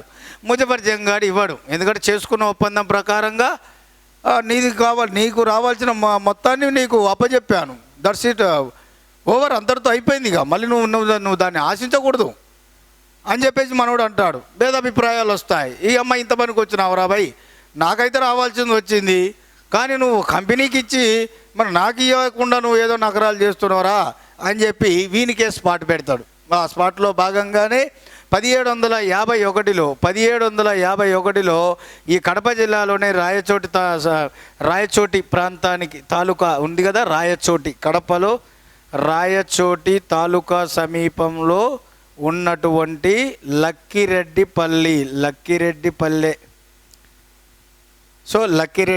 వద్ద 1751లో వీడు మనకు ఔరంగాబాద్ నుంచి మనకు హైదరాబాదుకు తిరిగి వస్తున్న నేపథ్యంలో, మహారాష్ట్రలోని ఔరంగాబాద్ నుంచి హైదరాబాదుకు తిరిగి వస్తున్న నేపథ్యంలో ఈ కడప నవాబు సోదరులో ఒకడైన హిమ్మత్ ఖాన్ అనేటటువంటి వాడు ఈ యొక్క కడప జిల్లాలోని లక్కిరెడ్డిపల్లె వద్ద ఈ యొక్క ముజఫర్ జంగ్ను సేమ్ ఆ మామని ఎట్లా చంపాడో అట్లాగే ప్లాన్ వేసి లక్కిరెడ్డిపల్లి దగ్గర ముజఫర్ జంగ్ను కూడా చంపేయడం జరుగుతుంది. ఈ యొక్క ముజఫర్ జంగ్ మరణంతో కంగు తిన్నటువంటి ఫ్రెంచ్ సైన్యాధిపతి బుస్సీగాడు ఏమి చేస్తాడంటే తెలివిగా ఈ యొక్క ఎటుగూడి వీళ్ళు నాజర్ జంగ్ అంటే నిజాం ఉల్ ముల్క్ వారసుడైనటువంటి నాజర్ జంగ్ సోదరులు ఉంటారు కదా, ఆ నాజర్ జంగ్ సోదరులనే బ్రిటిష్ వాళ్ళు ఈ యొక్క హైదరాబాద్ నవాబుగా నియమిస్తారని గ్రహించి ఆ హైదరాబాద్ నవాబు అనేవాడు మా కంట్రోల్లో ఉండాలంటే మేము ముందు ఆంగ్లేయుల కంటే మేమే ముందు మేలుకొని మేము పూర్తి స్థాయిలో మా మద్దతును తెలుపుతూ మా వ్యక్తిగా మేము అక్కడ నిలబెట్టుకోవాలని తెలివి ప్లాన్ చేస్తాడు బుస్సీ. ఆ బుస్సీ ప్లాన్ చేసి ఏం చేశాడు, ఎప్పుడైతే ముజఫర్ జంగ్ హత్య చేయబడ్డాడని తెలిసిందో నాజర్ జంగ్ కనిష్ట సోదరుడైన నాజర్ జంగ్ కనిష్ట సోదరుడైన సలబత్ జంగ్తో వెంటనే చర్చలు జరిపి ఏదో పెద్ద నటిస్తున్నట్టుగా సపోర్ట్ చేస్తున్నట్టుగా వానికి వైపు ఉండి ఈ యొక్క హైదరాబాద్ నవాబుగా సింహాసనాన్ని అధిష్ఠింపజేయడం అనేది జరిగింది. అలా హైదరాబాద్ నవాబ్ అయినటువంటి సలాబత్ జంగ్ను తమ వైపుకు తిప్పుకోవడం జరిగింది సలాబత్ జంగ్ని. ఆ హైదరాబాద్ నవాబుగా సింహాసనం ఫ్రెంచ్ వాళ్ళ చేత ఈయన సింహాసనాన్ని అధిష్ఠించడం జరిగింది బుస్సీ సహకారంతో. ఈ యొక్క దానికి కృతజ్ఞతగా ఈ యొక్క సలాబత్ జంగ్ ఫ్రెంచ్ వారికి కృతజ్ఞతగా ఏం చేశాడయ్యా అంటే 1752లో ఉత్తర సర్కారులను ఇస్తాడు. 1752 సంవత్సరంలో ఫ్రెంచ్ వాళ్ళకి ఉత్తర సర్కారులు ఇవ్వడం జరిగింది. ఉత్తర సర్కారులు ప్రధానంగా చూసుకుంటే శ్రీకాకుళం, అలాగే రాజమండ్రి, అలాగే ఏలూరు, అలాగే ముస్తఫానగర్ అంటే కొండపల్లి, అలాగే మూర్తుజానగర్ అంటే గుంటూరు, సో మొత్తం ఈ 5 కూడా మనకు ఉత్తర సర్కారులు. శ్రీకాకుళం, రాజమండ్రి, ఏలూరు, ముస్తఫానగర్ అంటే ఇక్కడ కొండపల్లి, మూర్తుజానగర్ అంటే మన గుంటూరు. సో ఇక్కడ ఇవి 5 కూడా ఉత్తర సర్కారులు. ఈ ఉత్తర సర్కారులను సలాబత్ జంగ్ ఫ్రెంచ్ సహకారంతో సింహాసనం అధిష్ఠించాడు కాబట్టి ఆ కృతజ్ఞతగా ఫ్రెంచ్ వాళ్ళకి ఈ యొక్క హైదరాబాద్ నవాబు ప్రదానం చేసిన ప్రాంతాలు ఉత్తర సర్కారులు చాలా కీలకం, అత్యంత ఆదాయం వచ్చే ప్రాంతాలు అన్నట్టు ఉత్తర సర్కారులను పొందడం అనేది జరిగింది మిత్రులారా. కానీ ఇక్కడ పాపం ఫ్రెంచ్ గవర్నర్ అయినటువంటి డూప్లే వల్లనే ఈ హైదరాబాద్ అయితే మాకు దక్కింది, అది బుస్సీ యొక్క తెలివితేటల వల్ల. కానీ మేము కీలకమైన కర్ణాటక ప్రాంతాన్ని కోల్పోయాము.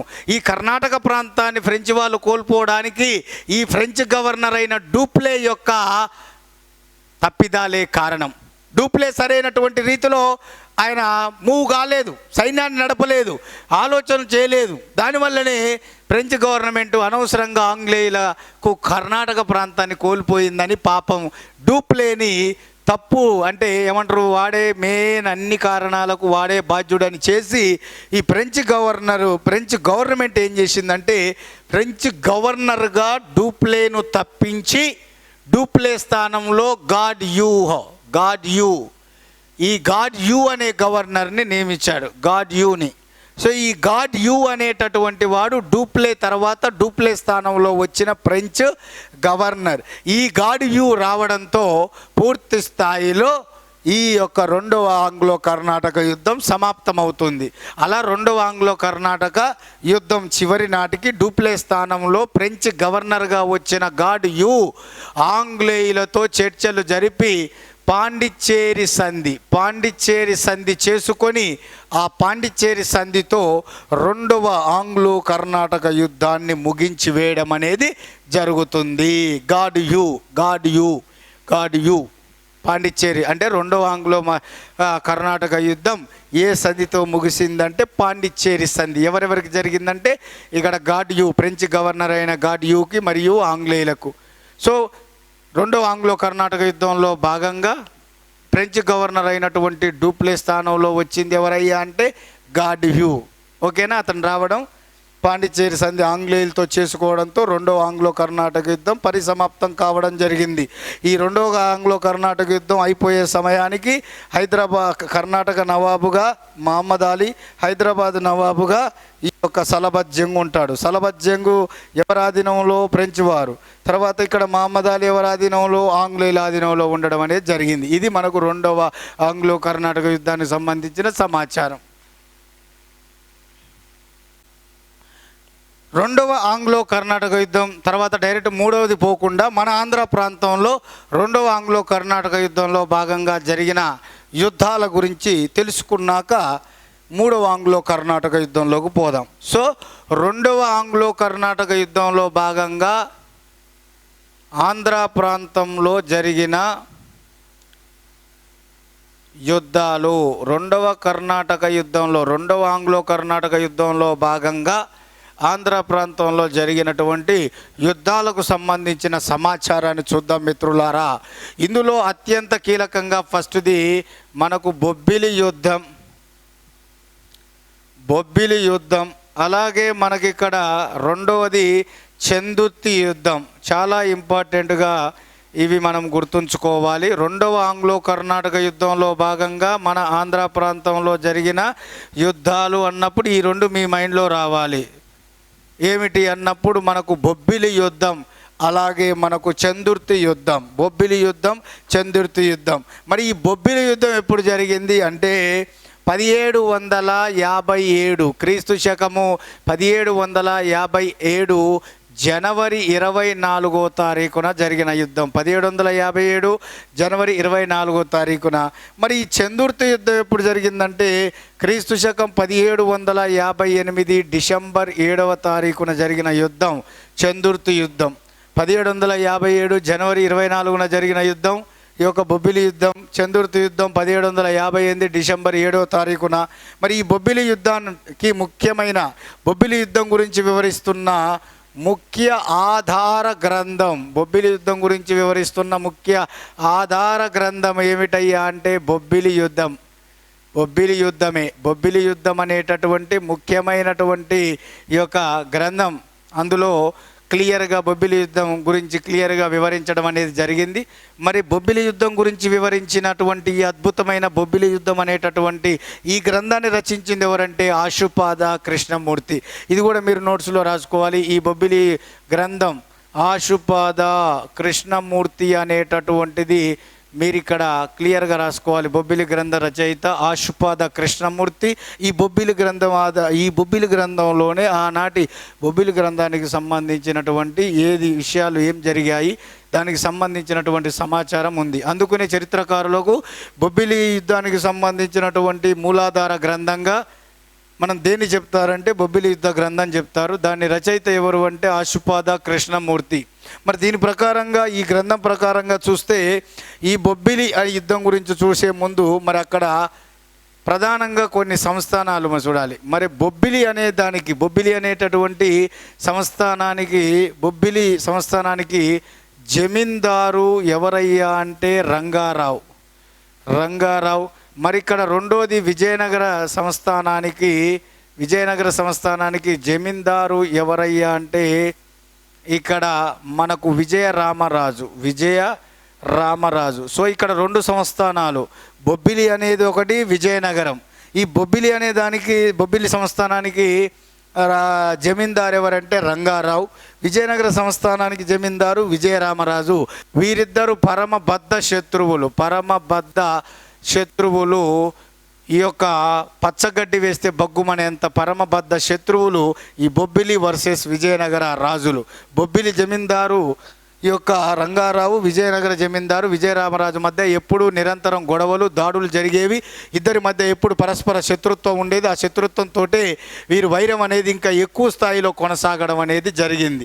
ఆ వైరాన్ని ఆధారంగా చేసుకొని వాళ్ళు ముఖ్యంగా ఒకరి మీద ఒకరు ఈ యొక్క దాడులు చేసుకున్నారు. ఆ దాడుల్లో భాగంగానే ఈ విజయనగర జమీందారు అయినటువంటి ఈ విజయరామరాజు ఈ యొక్క ఫ్రెంచ్ వాళ్ళ సహకారం తీసుకున్నాడు. ఆ ఫ్రెంచ్ ఫ్రెంచ్ వాళ్ళ సహకారంలో భాగంగా ఈ యొక్క ఫ్రెంచ్ సైన్యాధిపతి బుస్సీ సహకారం తీసుకొని ఏమి చేశాడయ్యా అంటే, ఈ బుస్సీ సహకారంతో ఈ విజయనగర జమీందారైన విజయరామరాజు తన బద్ధశత్రువైన బొబ్బిలి రంగారావును ఓడించి హతమార్చడం జరిగింది. ఫ్రెంచ్ వాళ్ళ సహకారంతో ఓడించి హతమార్చడం జరిగింది. ఎవరిని? బొబ్బిలి రంగారావుని. బొబ్బిలి రంగారావుని ఎవరి యొక్క ప్రేరణతో? ఫ్రెంచ్ వాళ్ళ ప్రేరణతో, ఫ్రెంచ్ సైన్యాధిపతి బుస్సీ యొక్క ప్రేరణతో విజయనగర జమీందారైన విజయరామరాజు బొబ్బిలి జమీందారైన రంగారావుని యుద్ధం చేసి వాని వేసేస్తాడు. తన యొక్క రంగారావు మరణానికి ప్రతీకారం తీర్చుకోవడానికే ఈ బొబ్బిలి సంస్థాన సైనికాధికారి ప్లస్ బొబ్బిలి జమీందారైన రంగారావుకు బామ్మర్ది అయినటువంటి వాడే తాండ్ర పాపారాయుడు. బొబ్బిలి రంగారావు యొక్క బామ్మర్దే తాండ్ర పాపారాయుడు బొబ్బిలి సైనికాధికారిగా పనిచేశాడు, పూర్తి సైన్యాధిపతి. అటువంటి తాండ్ర పాపారాయుడు తన బావ మరణానికి కారకుడైనటువంటి విజయరామరాజును చంపాలని కంకణం కట్టుకొని తను సైన్యాన్ని సమీకరించుకొని బొబ్బిలి సైన్యాన్ని విజయనగర యొక్క సంస్థానానికి వెళ్ళి విజయరామరాజు యొక్క ఆయనకు సంబంధించినటువంటి గుడారంలోకి ప్రవేశించి ఆకస్మిక దాడి చేసి ఈ బొబ్బిలి సైనికాధికారి అయిన తాండ్ర పాపారాయుడు విజయ రామరాజును చంపేస్తాడు. ఆ విజయరామరాజును చంపడంతో ఈ తాండ్ర పాపారాయుడు ఆయన పిలువబడ్డ పేరు బొబ్బిలి పులి.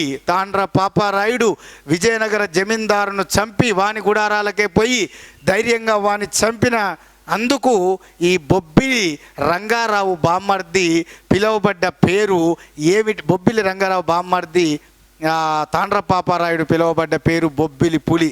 ఇది నెమ్మదిగా ఇండైరెక్ట్గా ఈ బొబ్బిలి యుద్ధం ద్వారా ఈ ఆంధ్ర ప్రాంతంలో ఫ్రెంచ్ వాళ్ళు ఉత్తర సర్కారుల్లో రాజకీయ ప్రాబల్యాన్ని ఉత్తర సర్కారుల మీద ఆధిపత్యాన్ని పొందేటటువంటి ప్రయత్నం చేయడం అనేది జరిగింది. ఈ బొబ్బిలి యుద్ధం ద్వారా.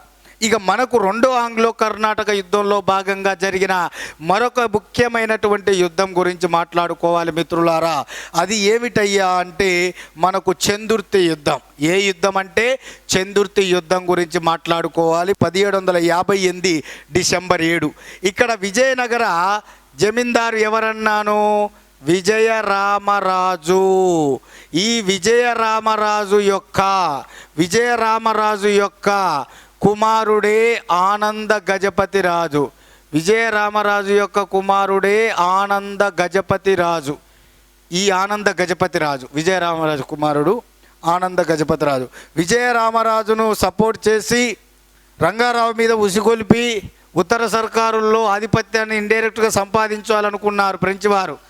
నా తండ్రి ఫ్రెంచ్ వాళ్ళకు ఇంత కృతజ్ఞతగా వాళ్ళకి ఇంతగా ఉండి వాళ్ళకి నమ్మకస్తుడుగా ఉండి సేవలు చేసినా కూడా నా తండ్రికి దక్కవలసినటువంటి గౌరవం నిజంగా దక్కలేదు.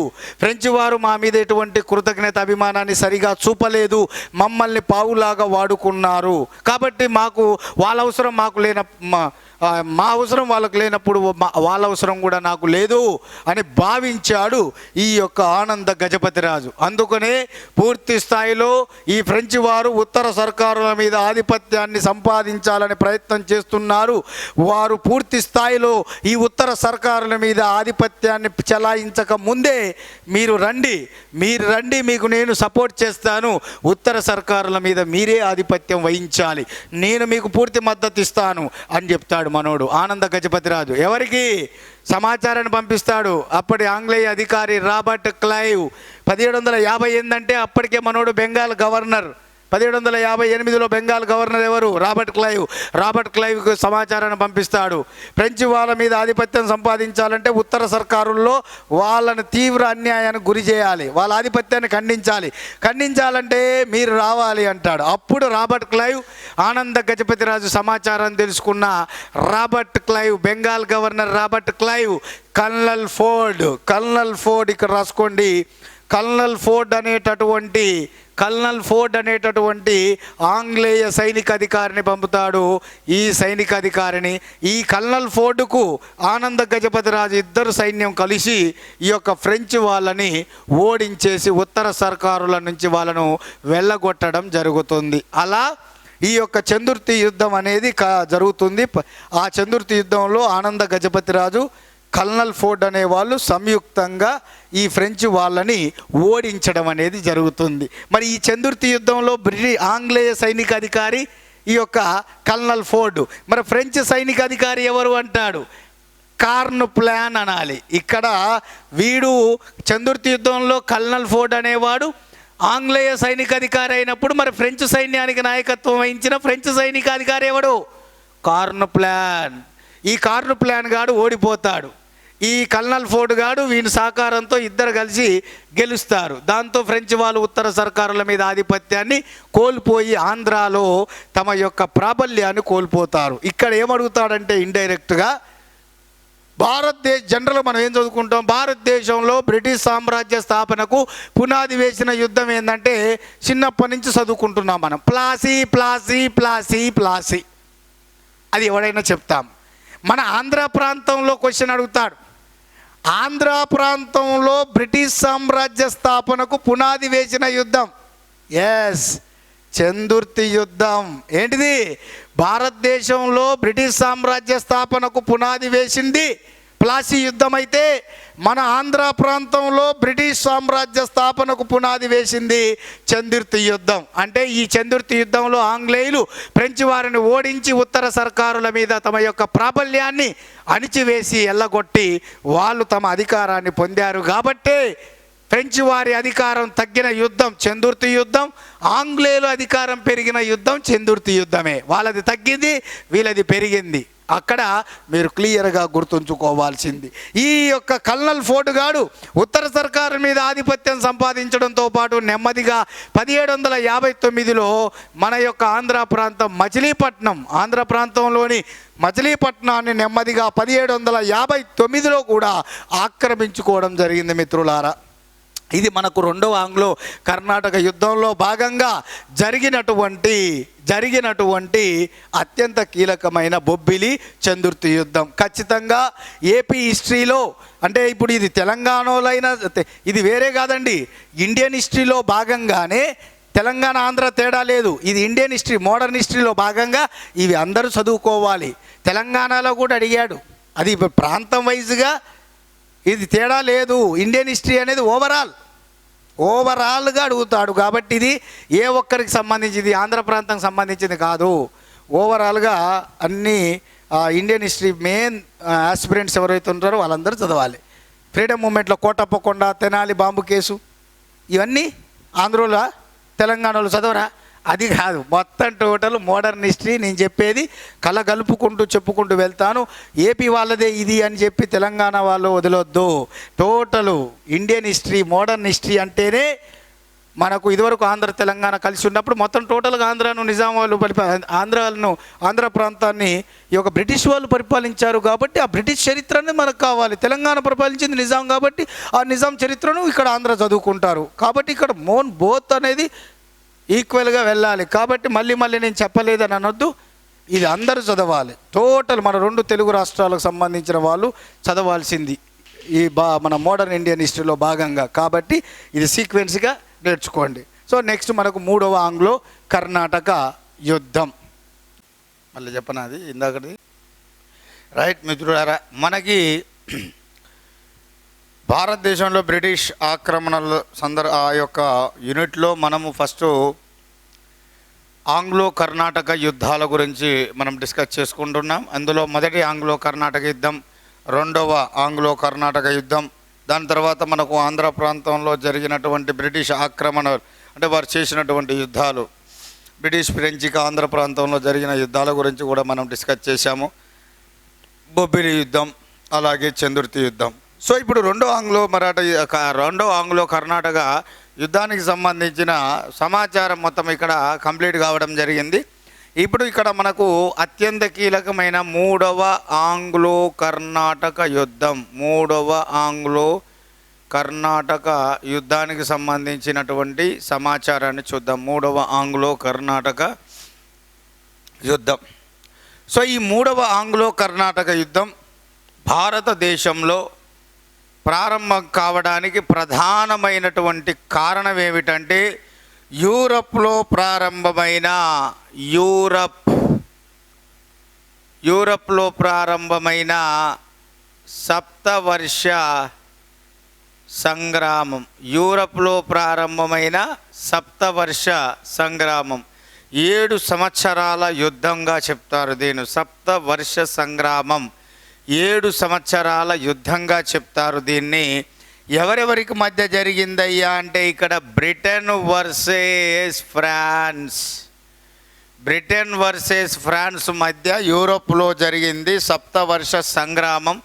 అక్కడ వీళ్ళిద్దరి మధ్య జరిగిన ఈ యుద్ధం అక్కడికి పరిమితం కాకుండా మన భారతదేశంలోకి వ్యాపించడం జరిగింది.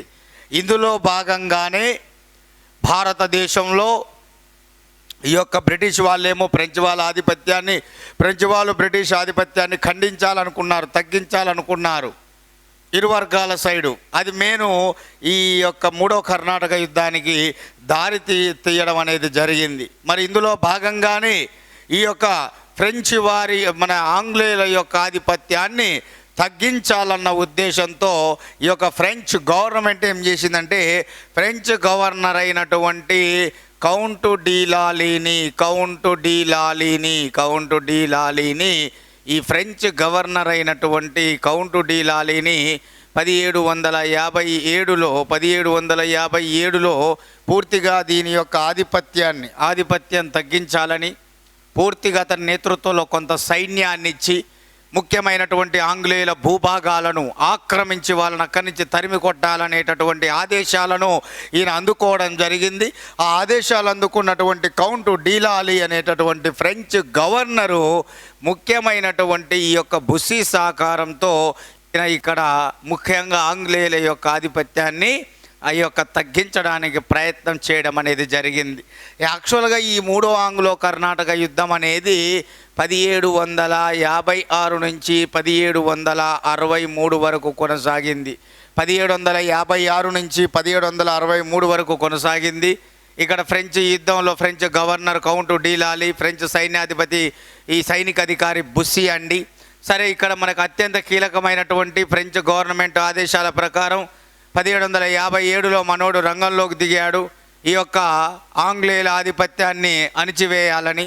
ఆ క్రమంలో భాగంగానే ఈ కౌంట్ డి లాలీ క్రీస్తు శకం 1758లో ఈ యొక్క అత్యంత కీలకమైనటువంటి కడలూరు ప్రాంతాన్ని ముట్టడించాడు. ఆంగ్లేయులకు సంబంధించిన కడలూరు మద్రాస్ దగ్గర ఉంటుంది. కడలూరు ప్రాంతాన్ని ఆక్రమించాడు, ముట్టడించాడు తన సైన్యంతో. ముట్టడించి ఏం చేశాడంటే, ఈ యొక్క మద్రాసును ఆక్రమించి ఈ యొక్క సెయింట్ జార్జి కోటను ఈయన తన ఆధీనంలోకి తెచ్చుకోవడం జరిగింది. సెయింట్ జార్జి కోటను తన ఆధీనంలోకి తెచ్చుకోవడం జరిగింది. క్రీస్తు శకం 1758లో ఆదేశాల ప్రకారం, ఫ్రెంచ్ గవర్నమెంట్ ఆదేశాల ప్రకారం ఫ్రెంచ్ గవర్నర్ అయిన కౌంట్ డి లాలీ కడలూరు ప్రాంతాన్ని ముట్టడించి మద్రాసులోని సెయింట్ జార్జి కోటను ఆక్యుపై చేసి తన ఆధీనంలోకి తెచ్చుకోవడం జరిగింది మిత్రులారా. సో మరి ఈ పరిస్థితుల్లో ఈ యొక్క మద్రాసును ఆక్రమించే ఈ సమయంలోనే ఈ కౌంట్ డి లాలీ గాడు ఈ మద్రాసును ఆక్రమించే సమయంలోనే ఈ యొక్క కౌంట్ డి లాలీ అనే ఫ్రెంచ్ గవర్నర్ హైదరాబాదులో ఉన్నటువంటి అంటే ఇక్కడ అత్యంత కీలకమైనటువంటి మన ఫ్రెంచ్ అధికారి బుస్సీని ఇక్కడికి తన యొక్క ఆక్రమణలో సహాయపడవలసిందిగా సైన్యాన్ని తీసుకొని రమ్మని చెప్తాడు. ఎవరు? బుస్సీని. ఎవరు? ఈ యొక్క కౌంట్ డి లాలీ. యాక్చువల్గా బుస్సీ అక్కడ ఉన్నది, హైదరాబాదులో ఉన్నది అత్యంత కీలకమైన సలభజ్జంగు నుంచి పొందిన ఈ ప్రాంతాల మీద ఈ యొక్క ఆధీనంలో ఉంచడం జరిగింది. ఆయన ఉత్తర సర్కారుల మీద సలాబత్ జంగు నుంచి పొందిన ఉత్తర సర్కారుల మీద ఆయన ఏమంటారు దాన్ని, ఒక పర్యవేక్షణ అధికారిగా ఉన్నాడు హైదరాబాదులో. అటువంటి ఉత్తర సర్కారుల మీద పర్యవేక్షణ అధికారిగా హైదరాబాదులో ఉన్నటువంటి ఈ బుస్సీని ఈ యొక్క ఫ్రెంచ్ గవర్నర్ అయిన కౌంటు డీలాలి మద్రాస్ ఆక్రమణలో భాగంగా ఈ యొక్క బుస్సీని అక్కడికి రమ్మని చెప్పేసరికి వాడు ఇక్కడి నుంచి సైన్యాన్ని తీసుకొని అక్కడికి పోయేసరికి ఇదే మంచి సమయం రా భయ్ అని చెప్పేసి ఈ యొక్క ఆంగ్లేయులు సలాబత్ జంగుతో, హైదరాబాద్ నవాబు సలాబత్ జంగుతో మంతనాలు జరిపి ఈ ఉత్తర సర్కారులు అనేటటువంటి వాటిని పొందడం జరుగుతుంది. హైదరాబాదు నవాబు అయిన సలాబత్ జంగుతో ఈ ఆంగ్లేయులు బుస్సిగాడు వెళ్ళగానే వీళ్ళు అతనితో మంతనాలు జరిపి, అంటే చర్చలు జరిపి వీరు ఏమి చేశారయ్యా అంటే ఆంగ్లేయులు ఫ్రెంచ్ వారి ఆధీనంలో ఉన్నటువంటి ఉత్తర సర్కారులను వీళ్ళు పొందడం జరిగింది. ఫ్రెంచ్ వారి ఆధీనంలో ఉన్న ఉత్తర సర్కారులను వీరు పొందారు. ఇదిగా పూర్తిగా ఉత్తర సర్కారులను వీరు పొందడం. ఆంగ్లేయులు ఇక్కడ జాగ్రత్తగా చూడండి అమ్మా, ఆంగ్లేయులు ఫ్రెంచ్ వాళ్ళ యొక్క ఉత్తర సర్కారులు పొందడం, అలాగే ఇక్కడ కౌంటు డీలాలేమో ఆంగ్లేయులకు సంబంధించిన మద్రాసును, అందులో ఉన్నటువంటి సెయింట్ జార్జ్ కోటను ఆక్రమించడం, ఇవన్నీ ఇరు వర్గాలకి ఈ యొక్క ఆగ్రహాన్ని కలిగించడం జరిగింది. ఇరు వర్గాలకి ఆగ్రహాన్ని కలిగించడం అనేది జరిగింది మిత్రులారా. ఈ యొక్క సమయంలోనే పూర్తి స్థాయిలో అత్యంత కీలకమైనటువంటి ఈ యొక్క ఆగ్రహాల మధ్య అగ్గి రాజేసుకుంది. అదే ఒక క్లియర్గా ఒక ముఖ్యమైనటువంటి యుద్ధానికి దారిసింది. అదే 100 వాసి యుద్ధం. మన ఎస్ఐ కానిస్టేబుల్లో అడిగినటువంటి క్వశ్చన్ 100 వాసి యుద్ధం. ఇక్కడ 1760లో 3వ కర్ణాటక యుద్ధంలో భాగంగా ఈ 100 వాసి యుద్ధం అనేది జరిగింది మిత్రులారా. 100 వాసి యుద్ధం. ఈ 100 వాసి యుద్ధం ఏ సంవత్సరంలో? 1760. ఏ కర్ణాటక యుద్ధంలో భాగంగా అడుగుతాడు? 3వ కర్ణాటక యుద్ధంలో భాగంగా అని చెప్పాలి. మొదటి కర్ణాటక యుద్ధంలో భాగంగా జరిగిన యుద్ధం పేరు ఏమిటి? శాంతోం 1746. దాన్ని అడయార్ యుద్ధం అంటాం. రెండవ ఆంగ్లో కర్ణాటక యుద్ధంలో భాగంగా జరిగిన యుద్ధం పేరేమిటంటాడు? అంబూర్ యుద్ధం 1749లో జరిగింది. మూడవ ఆంగ్లో కర్ణాటక యుద్ధంలో భాగంగా జరిగిన యుద్ధం ఏమిటి అంటాడు? 100 వాసి యుద్ధం 1760లో జరిగింది. ఇక్కడ మనకు ఈ 100 వాసి యుద్ధంలో ఈ యొక్క బ్రిటిష్ సైన్యాలకు నాయకత్వం వహించింది ఎవరంటే సర్ ఐర్ క్యూట్ అనేవాడు. సర్ ఐర్ క్యూట్ అనేటటువంటి వాడు. అప్పుడు ఫ్రెంచ్ గవర్నర్ కౌంటు డీలాలి, ఈ ఫ్రెంచ్ సైన్యాధిపతిగా ఉన్నది బుస్సీ. ఫ్రెంచ్ గవర్నర్గా ఉన్నది కౌంటు డీలాలి, ఫ్రెంచ్ సైన్యాధిపతిగా ఉన్నది బుస్సీ. వీళ్ళ నాయకత్వంలోని ఫ్రెంచ్ సైన్యం ఈ ఆంగ్లేయ సైనిక అధికారి అయినటువంటి ఈ యొక్క సర్ ఐర్ క్యూట్ నాయకత్వంలోని ఆంగ్లేయ సైన్యం మీద ఈ 100 వాసి యుద్ధంలో పాల్గొనడం జరిగింది. కానీ ఫలితం 100 వాసి యుద్ధంలో ఫ్రెంచ్ సైన్యం ఓడిపోయింది. అనగా కౌంటు డీలాలి బుస్సీ నేతృత్వంలోని సైన్యము ఆంగ్లేయుల చేతిలో ఈ యొక్క చిత్తుగా ఓడిపోవడం జరిగింది. సో ఈ యొక్క యుద్ధంలో విజయం సాధించినటువంటి సర్ ఐర్ క్యూట్ అనేవాడు కౌంటు డీలాలి బుస్సీలను బందీగా ఈ యొక్క తీసుకొని వెళ్ళడంతో ఈ కథ ముగుస్తుంది. అందులో భాగంగా ముఖ్యమైన ప్రాంతాలన్నీ కూడా ఆంగ్లేయులకు ఈ యొక్క కోల్పోవడం జరుగుతుంది. ఈలోపు యూరప్లో ప్రారంభమైన సప్తవర్ష సంగ్రామము ముగుస్తుంది 1763లో. అది ఏ సంధితో ముగుస్తుందంటే ప్యారిస్ సంధి. ప్యారిస్ సంధి యూరప్లో ప్రారంభమైన సప్తవర్ష సంగ్రామం ప్యారిస్ సంధితో ముగుస్తుంది. ఇక్కడ అదే సప్తవర్ష సంగ్రామంతో ప్రారంభమైన మన భారతదేశంలోని 3వ ఆంగ్లో కర్ణాటక యుద్ధం కూడా ఇదే ప్యారిస్ సంధితో ముగియడం అనేది జరిగింది. ఈ 100 వాసి యుద్ధంలో భాగంగా 3వ కర్ణాటక యుద్ధంలో భాగంగా జరిగిన 100 వాసి యుద్ధంలో 100 వాసి ఈ యొక్క యుద్ధంలో అత్యంత చిత్తుగా ఓడిపోయి భారతదేశంలో ఫ్రెంచ్ వాళ్ళు తమ యొక్క ప్రాబల్యాన్ని కోల్పోయి ఇక పూర్తిగా కేవలం ఒకే ఒక్క భారతదేశంలో అన్ని వర్తక స్థావరాలను ఆంగ్లేయులకు కోల్పోయి కేవలం ఒక ప్రాంతానికి మాత్రమే పరిమితం అవుతారు. ఏ ప్రాంతం అంటే ఇక్కడ మీరు నోట్ చేసుకోవాలి, పాండిచ్చేరి. పాండిచ్చేరి అంటే ఒకటి కాదు 4 భాగాల కలయిక. ఒకటి పాండిచ్చేరి, మహే, యానం, కరైకాల్ అని చెప్పాను. పాండిచ్చేరి, మహే, యానం, కరైకాల్. ఇక్కడ పాండిచ్చేరి, కరైకాల్ తమిళనాడు, మహే అనేది కేరళ, యానం అనేది మన ఏపీ. ఈ ముఖ్యమైన ప్రాంతాలు. పాండిచ్చేరి అంటే 4 ప్రాంతాల కలయిక. ఆ పాండిచ్చేరి ప్రాంతానికి 3వ కర్ణాటక యుద్ధంలో ఓడిపోయి భారతదేశంలో వర్తక స్థావరాల మీద ఆధిపత్యాన్ని కోల్పోయి కేవలం పాండిచ్చేరికి పరిమితం అవుతారు. ఈ పాండిచ్చేరి ప్రాంతం ఫ్రెంచ్ వాళ్ళ యొక్క ఆధీనంలో ఎప్పటి వరకు ఉంటుందయ్యా అంటే 1954 వరకు ఈ పాండిచ్చేరి అనేది ఫ్రెంచ్ వాళ్ళ యొక్క ఆధీనంలో ఉంటుంది. అప్పటిదాకా భారతదేశంలో కలవదు. 1954లో అప్పుడు పాండిచ్చేరి ప్రాంతాన్ని మన భారతదేశంలో భారత ప్రభుత్వం విలీనం చేయడం జరుగుతుంది. తర్వాత ఈ పాండిచ్చేరి 1969లో కేంద్రపాలిత ప్రాంతంగా ఏర్పాటు కావడం అనేది జరిగింది. అది దాని స్టోరీ. అయితే ఇక్కడ మరి బ్రిటిష్ వారికి సమఉజ్జీలుగా ఉన్నటువంటి ఫ్రెంచ్ వారు ఎందుకు ఓడిపోయారు? పోర్చుగీస్ వారు తట్టుకోలేకపోయారు, డచ్ వాళ్ళు తట్టుకోలేకపోయారు, డెన్మార్క్ వాళ్ళు మూసుకొని వెళ్ళిపోయారు. మరి నేనా నువ్వా అన్న రీతిలో వ్యాపారాధిపత్యం కోసం ఆంగ్లేయులతో పోటీపడ్డ ఈ ఫ్రెంచ్ వారు సడన్గా ఇంత కుప్పకూలిపోవడానికి కారణం ఏమిటి? ఫ్రెంచ్ యొక్క పతనానికి కారణమేంది? ఆంగ్లేయుల చేతిలో ఓడిపోయి చివరికి పాండిచ్చేరి ప్రాంతానికి పరిమితం కావడానికి దారి తీసిన కారణాలు ఏమిటి? మిమ్మల్ని అడుగుతున్న, చెప్పండి మిత్రులారా. ఎస్, ఏమిటి అంటే ఈ యొక్క ఫ్రెంచ్ ఈస్ట్ ఇండియా కంపెనీ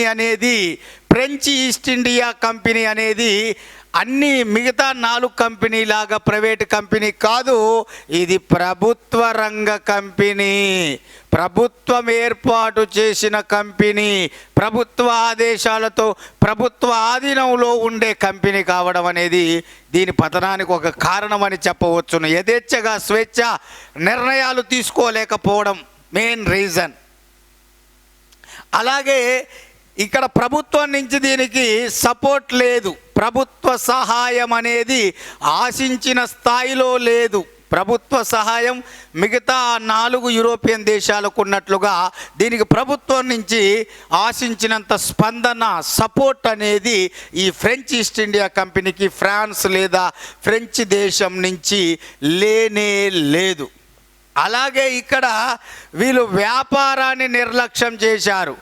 వ్యాపారం నిర్లక్ష్యం చేయడం కూడా వీళ్ళ పతనానికి ఒక కారణం. వ్యాపారం నిర్లక్ష్యం చేయడం వల్ల ఈ యొక్క రాజ్య ఆర్థిక పరిస్థితులు అత్యంత దారుణమైన స్థితికి పడిపోవడం అనేది జరిగింది. అలాగే ఇంకొక కారణం నౌకాదళాన్ని ఉపసంహరించుకోవడం. నౌకాదళం చాలా బలహీనంగా తయారవడం, ఆ బలహీనంగా తయారైన నౌకాదళాలలో ఇంకా కొన్ని ఉపసంహరించుకోవడం, కొన్ని తగ్గించి వేయడం, నౌకాదళం మీద దృష్టి పెట్టకపోవడం, సరైన యుద్ధ నౌకలను తయారు చేయలేకపోవడం, సరిగా తయారు చేసుకున్న వాటిలో కొన్నిటిని పక్కకు పెట్టడం, వాటి మీద కాన్సన్ట్రేషన్ చేయలేకపోవడం, ఇలా నౌకాదళాన్ని బలహీనం చేసుకోవడం కూడా వీరి యొక్క పతనానికి కారణం. దాన్ని అభివృద్ధి పరచుకోకపోవడం కూడా వీరి పతనానికి కారణం. అలాగే అత్యంత ముఖ్యమైనది ఏంటంటే ఈ ఫ్రెంచ్ గవర్నర్ అయిన కౌంటు డీలాలీకి స్థానిక ఈ యొక్క పరిస్థితుల పట్ల సరైనటువంటి అవగాహన లేకపోవడం, ఆ పరిస్థితులను ఆకలింపు చేసుకోలేకపోవడం కూడా ఈ యొక్క ఫ్రెంచ్ వారి యొక్క ఓటమికి ఫ్రెంచ్ వారి యొక్క పతనానికి ప్రధానమైనటువంటి కారణాలుగా మనం చెప్పవచ్చును మిత్రులారా. ఇది మనకు టోటల్గా 3 ఆంగ్లో కర్ణాటక యుద్ధాలకు సంబంధించినటువంటి సమాచారం. ఇప్పుడు మనకు భారతదేశంలో మరి ఈ యొక్క బాక్సర్ యుద్ధాల యొక్క ప్రాధాన్యత ఏమిటి అనేది దానికి సంబంధించిన సమాచారాన్ని చూద్దాం.